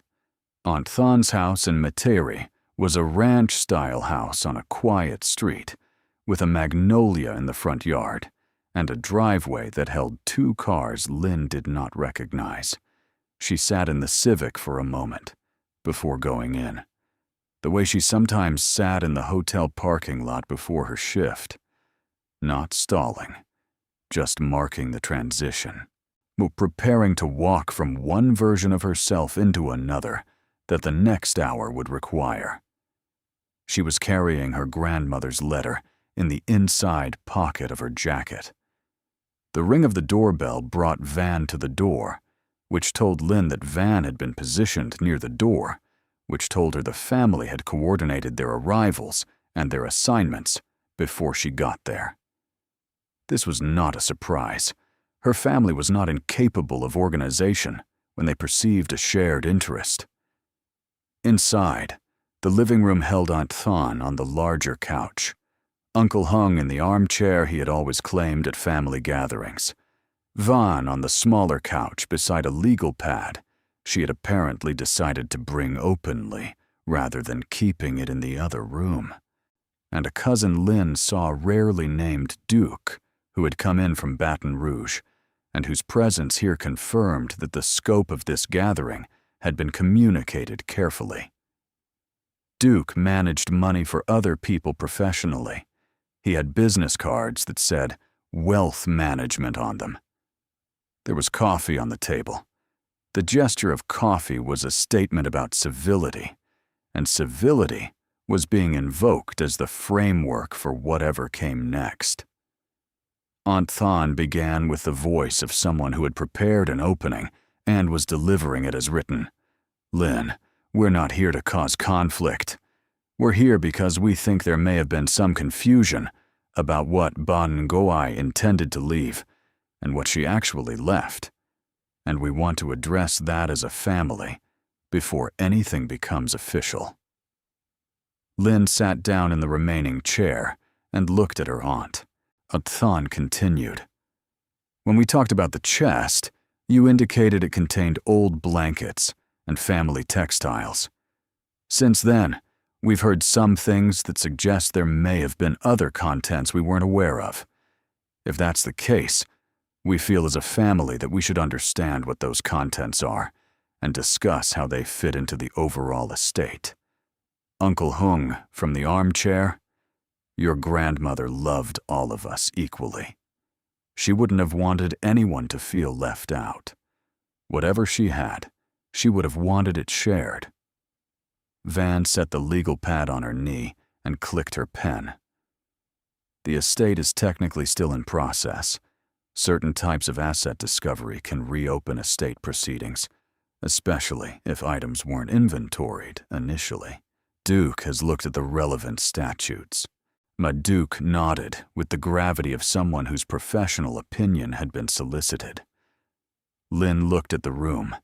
She looked at the coffee on the table and the legal pad on Van's knee, and Duke's professional gravity, and the careful way Thon had sat forward on the couch, the assembled apparatus of a family that had not thought she had anything worth gathering for until the community began to talk, and which now had organized itself with a speed and efficiency that stood in stark contrast to the 6 years she had driven her grandmother to doctor's appointments while these same people were busy with their own lives.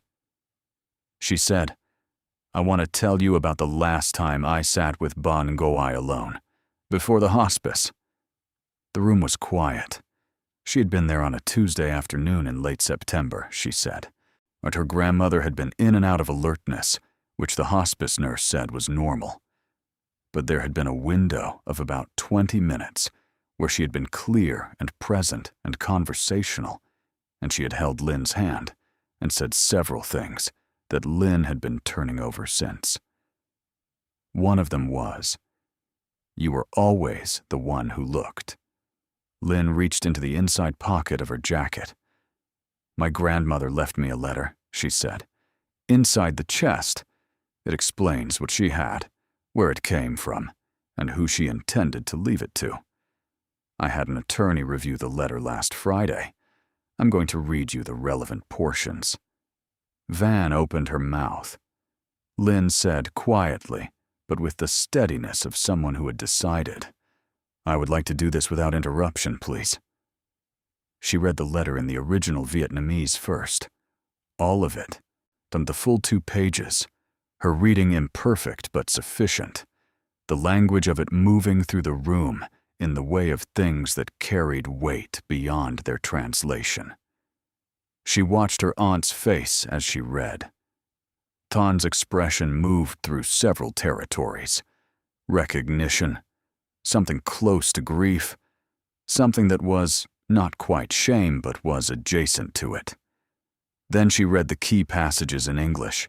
She read, "This is not money in a bank account. This was not earned in the years of my death. This was carried across a war and an ocean in a wooden chest, and it belongs to whoever carried it in spirit, if not in body." She read, "You were always the one who looked." She read, "I chose you. Now choose wisely." She folded the letter. She put it back in her pocket. The room was very quiet for a long moment. Aunt Thon's hands were folded in her lap, and she was looking at a point above and to the left of Lynn's head, which was how Thon looked at things when she was recalculating rather than responding. Uncle Hung had set down his coffee cup. Van's pen was still. Lynn said, "I purchased the chest. The attorney has confirmed that the chest and its full contents were transferred to me at the point of sale. My grandmother's letter establishes intent clearly and in her own hand. These are not contested facts. I'm not here to argue about them." She paused. "I came today because you asked me to come, and because Ban Goai would have wanted me to show up when family asked. But I want to be honest with you. I've been doing this my whole life, showing up when I'm needed and being told in one way or another that my showing up doesn't count, because it wasn't the kind of showing up that was visible." She looked at Thon. "You called me sentimental. You called me impractical. You said my grandmother didn't have anything valuable. You let me buy the chest for $15 and laughed about it in front of your children." Thon said nothing. Lynn said, "I'm not telling you this to cause pain. I'm telling you this because I think honesty is better than pretending the last 3 weeks didn't happen the way they happened." And then she said, "I've decided what I'm going to do with what my grandmother left me. I've decided on my own, the way she wanted me to, and I'm going to do it carefully, the way she taught me." And then she stood up, thanked her aunt for the coffee, and drove home. The full assessment took 3.5 days, so Lynn brought everything to Margaret Chen on a Wednesday morning in 2 fireproof bags she had purchased specifically for the transport, accompanied by a rider on her renter's insurance that she had arranged on Monday afternoon, and which covered the items for $500,000 in transit, a number she had arrived at by working backward from Margaret's preliminary estimates and adding a significant margin. She drove from Rampart Street to St. Charles Avenue at 20 miles an hour on surface streets, the bags on the passenger seat, and she did not look at her phone once during the drive. Margaret's team included her own gemological equipment, 2 specialist consultants she had arranged in advance, a Vietnamese art historian from Tulane named Dr. Phong Nguyen, via a GIA-certified ruby specialist named Jerome Baptiste, who drove in from Baton Rouge, and a photographer who documented every item in multiple formats for insurance and provenance records. Lynn sat in the waiting room for most of the first day. She brought a book she could not read. She drank the coffee the receptionist kept offering and looked at the estate jewelry photography book on the glass-top table, and did not think very much about anything in particular, which was the mind's way of managing the proximity of something too large to approach directly. Margaret came out at 3 in the afternoon and sat across from her. She said, "The gold. 47 pieces," she said. "Total weight, 2,840 grams, which was approximately 6¼ pounds. At current spot price of gold, the melt value was $218,000. But melt value, she said again, as she had said during the sample assessment, wasn't the ceiling. The pieces carried assay marks consistent with a Vietnamese goldsmith active in Saigon between 1940 and 1970, a maker whose work had been documented in a 2018 catalog of Vietnamese decorative arts published by a Hanoi museum. Documented provenance of this kind placed the pieces in a category of historical objects with collector value above and beyond their metal content. Her estimate for the full gold collection, sold through the appropriate channels, was $280,000 to $340,000. The jade, she said, was going to take another day. Dr. Nguyen was still working. The rubies, she said, Jerome Baptiste had spent most of the day on, and his initial findings were, she used the word notable, and in the tone of someone choosing a word that would not cause Lynn to faint in the waiting room. Jerome came out himself at 4:30, a quiet man with the kind of hands that belonged to someone who had spent 30 years examining small objects in good light. He sat beside Margaret across from Lynn, and he said, "I want to walk you through what I found, because I think you deserve to understand it, and not just hear a number." The 4 pouches, he said, contained material from what he was confident was the Luc Yen deposit in northern Vietnam. This was historically one of the most significant ruby sources in the world, so producing stones of a specific chemical composition that created a color profile found nowhere else, a particular balance of chromium and iron that yielded reds ranging from vivid to the pigeon's blood designation that the market reserved for only the most exceptional stones. The rough material in the pouches was uncut. Some of it wasn't worth cutting. Too small, too included, too pale. He had separated it into categories during the assessment, but a portion of it was worth cutting, and one piece in particular was unlike anything else in the collection. He set a photograph on the glass table between them. The piece in the photograph was roughly the size and shape of a large grape, irregular, reddish, its surface unpolished and raw. It looked, in the photograph, like a rock, the kind of rock a child might pick up from a creek bed and carry in a pocket for a while, and eventually set on a shelf. Jerome said, "This piece, when properly cut, will yield approximately 2.2 carats of faceted ruby. Based on the color I am observing in the rough, the saturation, the hue, the clarity, my preliminary assessment is that the finished stone will qualify for GIA's designation of vivid red, the specific red associated with Luc Yen material of this quality. What the trade calls pigeon's blood." He paused. Comparable stones, verified Luc Yen origin, GI vivid red, in the 2 to 3 carat range, have sold at auction in the last 5 years for between $250,000 and $420,000 per carat. The room was very quiet. Lynn said, "Per carat. Per carat. 2.2 carats. You can do the mathematics. But I want to be clear that I am giving you a range, not a guarantee. The stone has to be cut. Cutting decisions affect yield and final grade. There is inherent uncertainty until the work is done. But I have been looking at rubies for 30 years, and this piece is exceptional. I do not use that word carelessly.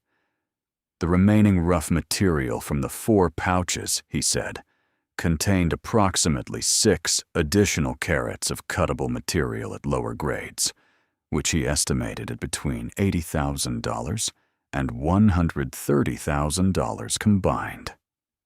She thanked him. He went back to finish his notes. Margaret refilled Lynn's coffee and sat with her while she looked at the photograph of the rough ruby. A rock in a pouch in a false-bottomed chest that had crossed an ocean. Carried out of Saigon in 1979 by a woman who had paid 3 gold pieces to a man whose name she never knew to get the chest onto an aircraft, and who had lived in a shotgun double in the 9th Ward for 40 years without knowing what she had in the pouch because she had been afraid that knowing would tempt her. 3 generations of careful work. The full number came on Friday afternoon. Margaret called at 4:15, and her voice had the particular quality of someone who had spent 3.5 days in the presence of something significant and had arrived at a complete accounting of it. The jade collection had been the final piece. Dr. Nguyen had spent 2 full days on it, and he had brought in a second specialist opinion on the Phoenix disc, and a colleague in New York who had been emailed photographs and a detailed written description, and who had confirmed what Margaret's initial assessment had suggested. The Phoenix disc confirmed Nguyen dynasty, consistent with imperial court workshop production, 19th century. Dr. Nguyen's written opinion placed it within a 20-year window, 1825 to 1845. A nearly identical disc had sold at Christie's Hong Kong in 2022 for $390,000.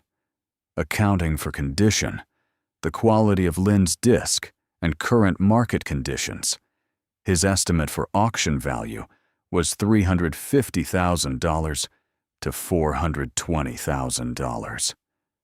The remainder of the jade collection, the bracelet, the dragon pendant, the fou pendant, the ring, the cabochons, the earring stones, the 2 figures, assessed collectively at $340,000 to $410,000, the bracelet and dragon pendant being the most significant individual pieces after the disc. She heard these numbers. She wrote them down. And then Margaret gave her the full figure, preliminary, subject to revision, dependent on market conditions at time of sale and the outcome of the ruby cut, but the best honest estimate she could produce from 3.5 days of careful work by herself and 3 specialists. $1.8 million to $2.3 million. Lynn's hand stopped moving on the notepad.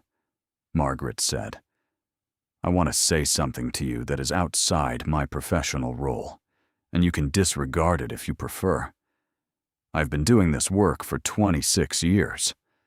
I have handled estate jewelry and antiques at every level of the market. I have never, in those 26 years, had a client bring me what you brought me this week. Not because of the dollar value. I have handled individual pieces worth more than this collection, but because of what it is. This is a family's entire history of careful work, preserved perfectly, across a war and an ocean and 40 years in a New Orleans shotgun house. The camphor wood kept everything. The false compartment kept everything. Your grandmother kept everything. She paused. And you found it because you were the one who looked. She told the kids on a Saturday morning, the week after the assessment was complete. She made the breakfast they always had on Saturdays. Banh mi au plat, fried eggs on bread, the breakfast her grandmother had made her when she was small.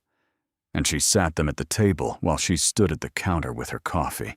Then she said, I need to tell you something about what was in Ban Nguai's chest. Bao already had a hypothesis, which he delivered immediately. It was treasure. She said, yes. He said, I knew it. I said there was treasure. I said there was treasure. Mai looked at her mother with the expression she had been developing over the past few weeks.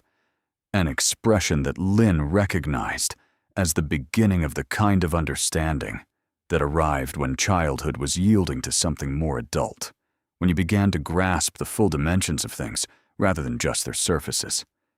She said, How much, Mama? Lin told them the range. Bao stared at her. He said, Like, in real money? In real money. Mai's eyes filled with tears, quickly and without warning, the way tears sometimes came before you knew they were coming. She pressed the back of her hand against her eyes and said, very quietly, So we're not losing the apartment. The question landed in Lin's chest, like something she had been carrying without knowing she was carrying it. The weight of what her children had been quietly holding, while she held it too. She went to the table and crouched beside Mai's chair and held her daughter's face in both hands, the way her grandmother had held her face when she was small, and she said, No, we're not losing the apartment. We're going to find a better one. We're going to be okay. Bao came around the table and hugged them both from behind and said, I'm getting a dog, and Lin laughed, and Mai laughed through her tears. And the Saturday morning moved around them and through them with all the warmth of something that had been cold for a long time and was finally coming to the temperature it had always been meant to be. She did not make sudden movements. This was something she understood about herself and about her grandmother and about the kind of people who carried things carefully across distances that would have broken other people. They didn't make sudden movements because sudden movements were how things got dropped. She had learned this not as a philosophy, but as a practice, the way you learned any practice. Through repetition, through the understanding that patience was not in action, but sustained and deliberate forward motion. She saw an attorney. She set up an account. She established the proper structure for managing the proceeds as the items were sold through auction channels Margaret recommended. Christie's Hong Kong for the jade, a specialist ruby auction house in Geneva, a private dealer in New York for the gold, who understood provenance value and could connect the pieces with collectors rather than smelters. The sales would take time. Some were already arranged. Some would take months. The ruby cut was scheduled for April, when Jerome Baptiste would travel to a cutter in New York, whose work he trusted with exceptional material. In the meantime, she did the things that could be done now. She paid 6 months of rent on the Rampart Street apartment, and not because she planned to stay. She did not plan to stay. But because she was not going to make decisions about where to live from a position of pressure. She was going to make them from a position of choice, which was a different thing entirely, and one she was still getting accustomed to. She called her mother in Da Nang.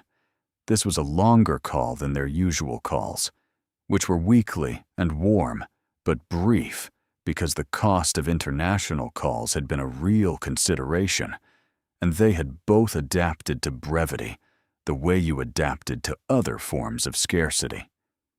She told her mother what she had found and what it had been worth, and her mother was quiet for a long time. And then she said something in Vietnamese that translated roughly to, Of course your grandmother chose you. Who else would she have chosen? She wired money to Da Nang the same day, enough for her mother's knee surgery and physical therapy, and 6 months of comfortable living while she recovered. Her mother called her back 2 hours later, from the kitchen where she had apparently sat down when the transfer notification arrived, and said, Lynn, this is too much. Lynn said, It's not enough. It's not enough, and it will never be enough, but it's what I can do right now. She set up accounts for Mai and Bao. Not spending money. Education accounts, properly structured, growing with interest, enough that her children would approach their futures without the particular arithmetic of scarcity that had defined her own. She found the house in Gentilly on a Thursday afternoon in December, 3 weeks after the assessment was complete. It was a double shotgun that had been renovated by its previous owners with care and good taste. Oak floors, high ceilings, a kitchen that had room to cook in, a backyard with a persimmon tree that someone had planted years ago and maintained well. The street was quiet. The neighborhood was the kind of neighborhood that was becoming what it was going to be, recovering from things the way places recovered when people decided to invest in them rather than abandon them. She made an offer the following Monday. The offer was accepted by Wednesday.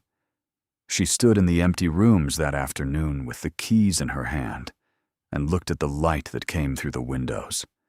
Low December afternoon light, the particular angle of it in Louisiana winter, and thought about what it meant to stand in a space and know it would become yours. So she called Bao from the backyard. She said, There's room for a dog.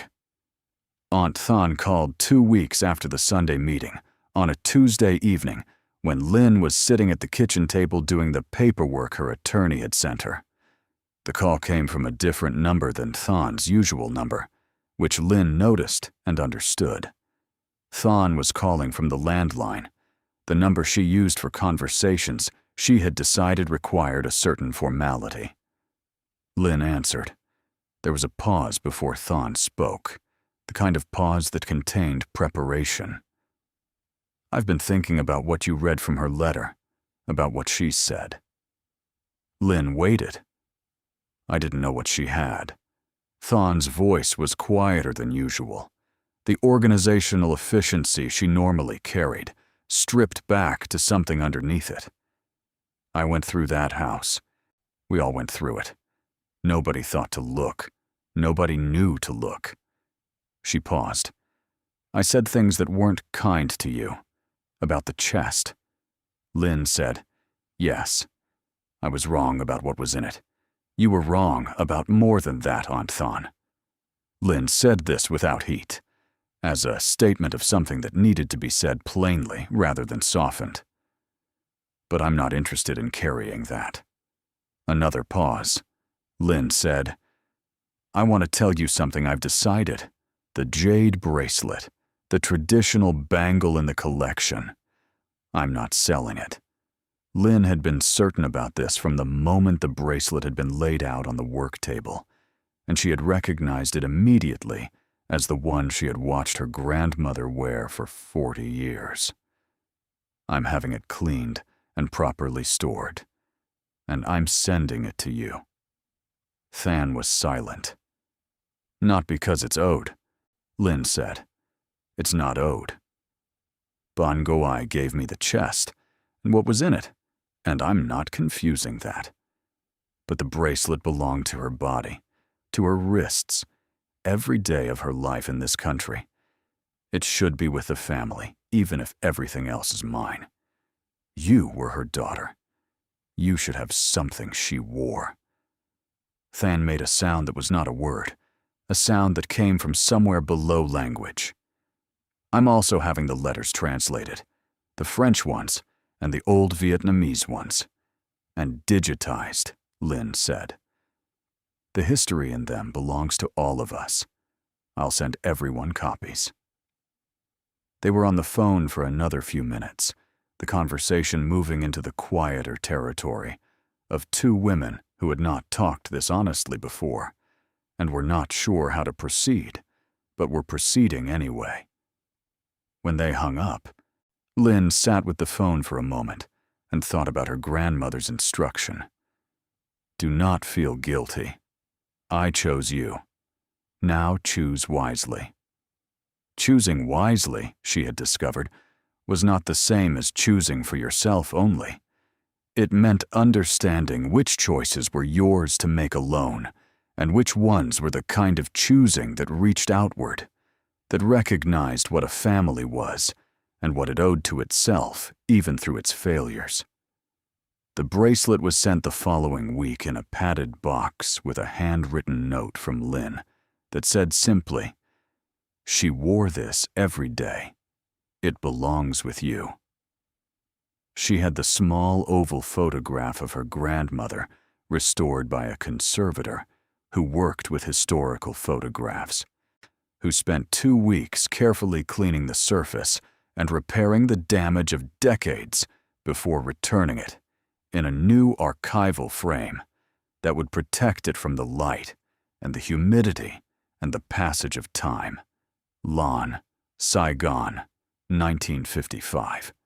The young woman who had become her grandmother, standing in front of a building that Lynn had spent several evenings trying to identify. She had found it, or what she believed was it, in a French colonial-era photograph archive, digitized by a Vietnamese historical preservation organization. A building on what was then called Rue Catina and was now called Jong Khoi Street, the commercial heart of old Saigon. In the archive photograph, taken in 1952, the building's ground floor showed a textile business. The name above the door was Fan and Sons Import, her great-grandfather's business. Her grandmother had been standing in front of her father's building, standing in front of the family's commercial address in a city that would change its name and its political geography within 20 years. Looking at whoever held the camera with happiness she had been asked not to show on her face. Lynn hung the restored photograph in the front room of the Gentilly house, on the wall above the camphor wood chest, which had been carried there in the back of a borrowed truck on a Sunday morning in January, and which now sat in the corner of the front room in the new house with the particular permanence of something that had found its correct location. The upper compartment held its contents, the silk panels and the letters and the rosary and the photographs, all of it carefully replaced after the assessment. The false compartment below was empty, the false floor back in place. Sometimes she pressed the carved lotus flower just to hear the click of the mechanism releasing, the small internal sound of something built to hold a secret for a long time, performing the action it had been designed for. She put her hand on the carved surface in the mornings sometimes, the way she had watched her grandmother do it. Not as habit, not as ritual, but as a way of being present to something that deserved presence. The wood was warm from the morning light that came through the front room windows. She thought about the word that had been used to describe her over and over her whole life by people who meant it as a diminishment and did not understand what they were actually saying. Sentimental. The always sentimental Lynn, who kept things nobody else would keep, who paid $15 for a box of blankets, who drove her grandmother to appointments, who sat beside the chest when she could have been elsewhere doing more practical things. She understood now that sentimentality, correctly applied, was not weakness. It was attention. It was the practice of looking at things carefully enough to understand their worth. Her grandmother had been right. She was the one who looked. She had always been the one who looked, and looking had found everything. A year and 2 months after she sat on the floor of a Rampart Street apartment and lifted a carved lotus flower and heard a mechanism release in the base of a camphor wood chest.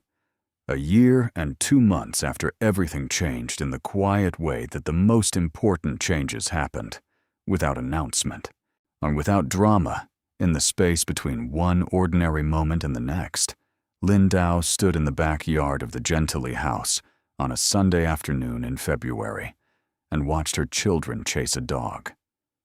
The dog was a mixed breed from the shelter on Japonica Street, medium-sized and enthusiastic, named Calm by Bao after the character in a Vietnamese folk story, which Mai had agreed to only after negotiating the right to add an English middle name, which was Clementine.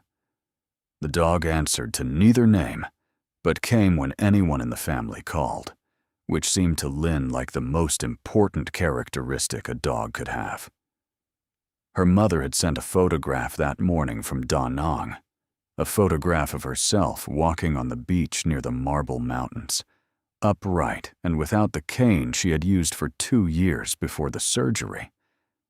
Her knees, she wrote, and felt 20 years younger. The physical therapist said she was ahead of schedule. The sea was beautiful this time of year. She wished Lin was there to see it.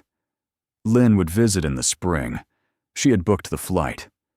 Mai was in her 2nd semester at the school they had found in Gentili, a school with an arts program that had recognized immediately what Lin had always known, that her daughter's quiet seriousness was not shyness, but the focused attention of someone building something internal that would eventually find its expression outward. She had started writing, quietly, in notebooks. She had not shown Lin anything yet. Lin had not asked. She was waiting to be invited, which was the only way to be trusted with the things that mattered.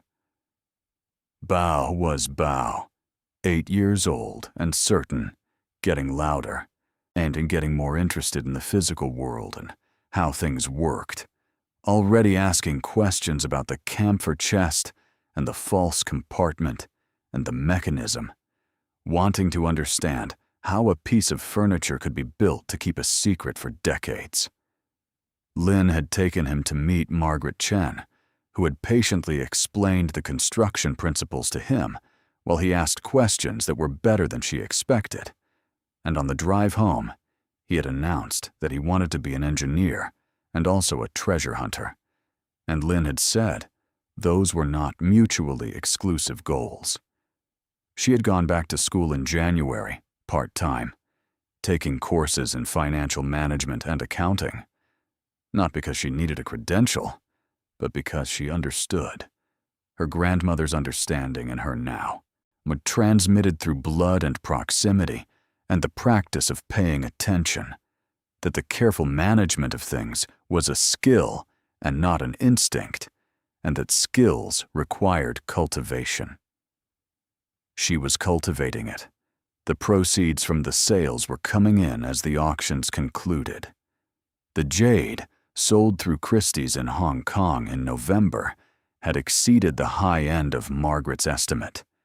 The Phoenix disc alone had sold for $415,000, the collection as a whole for $812,000. The gold, through the private dealer in New York, had found collectors who valued provenance and had paid accordingly, $318,000 for the full collection. The ruby rough material, sold to a specialist dealer ahead of the main stone, had brought $127,000. And in April, in 3 weeks, Jerome Baptiste would oversee the cutting of the largest ruby piece in a studio in New York. She would be there for it. She had booked that flight too. She wanted to be present when the rough stone was opened and revealed whatever was inside it, the way the rough exterior of everything eventually yielded to the patient application of the right kind of attention. She thought it was worth being there for. standing in the February backyard, watching the dog career across the grass with her children running behind it, Lynn thought about what her grandmother had said in the letter. The last line that had stayed with her more than any other, that she had returned to every few days since she read it. That had become something she carried the way you carried things worth carrying. Not as a burden, but as a resource, available when needed. I chose you. Now choose wisely. She had been choosing wisely. She was still choosing. She understood now that it was not a single choice made once, but a practice engaged daily in the small and large decisions that accumulated into a life. The same way her grandmother had practiced it, and her great-grandfather before her, and the careful chain of people who had understood that certain things needed to be preserved because the world was not always hospitable to valuable things. And that preservation was an act of faith.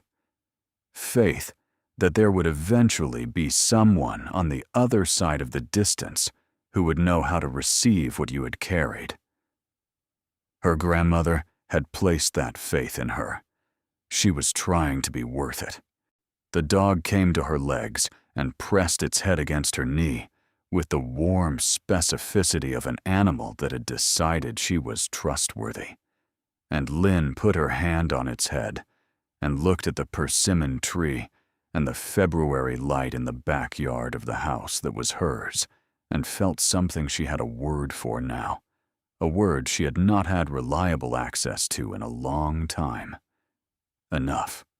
Not as a ceiling, as a floor, a place to stand and build from. The thing her grandmother had been trying to give her all along, in the camphor-scented dark of a chest that smelled of another century, in the secret space below a carved lotus flower, in the patient waiting of an entire lifetime stored in silk and sealed with wax, for the one person who would finally, carefully, look. Thank you so much for watching until the end.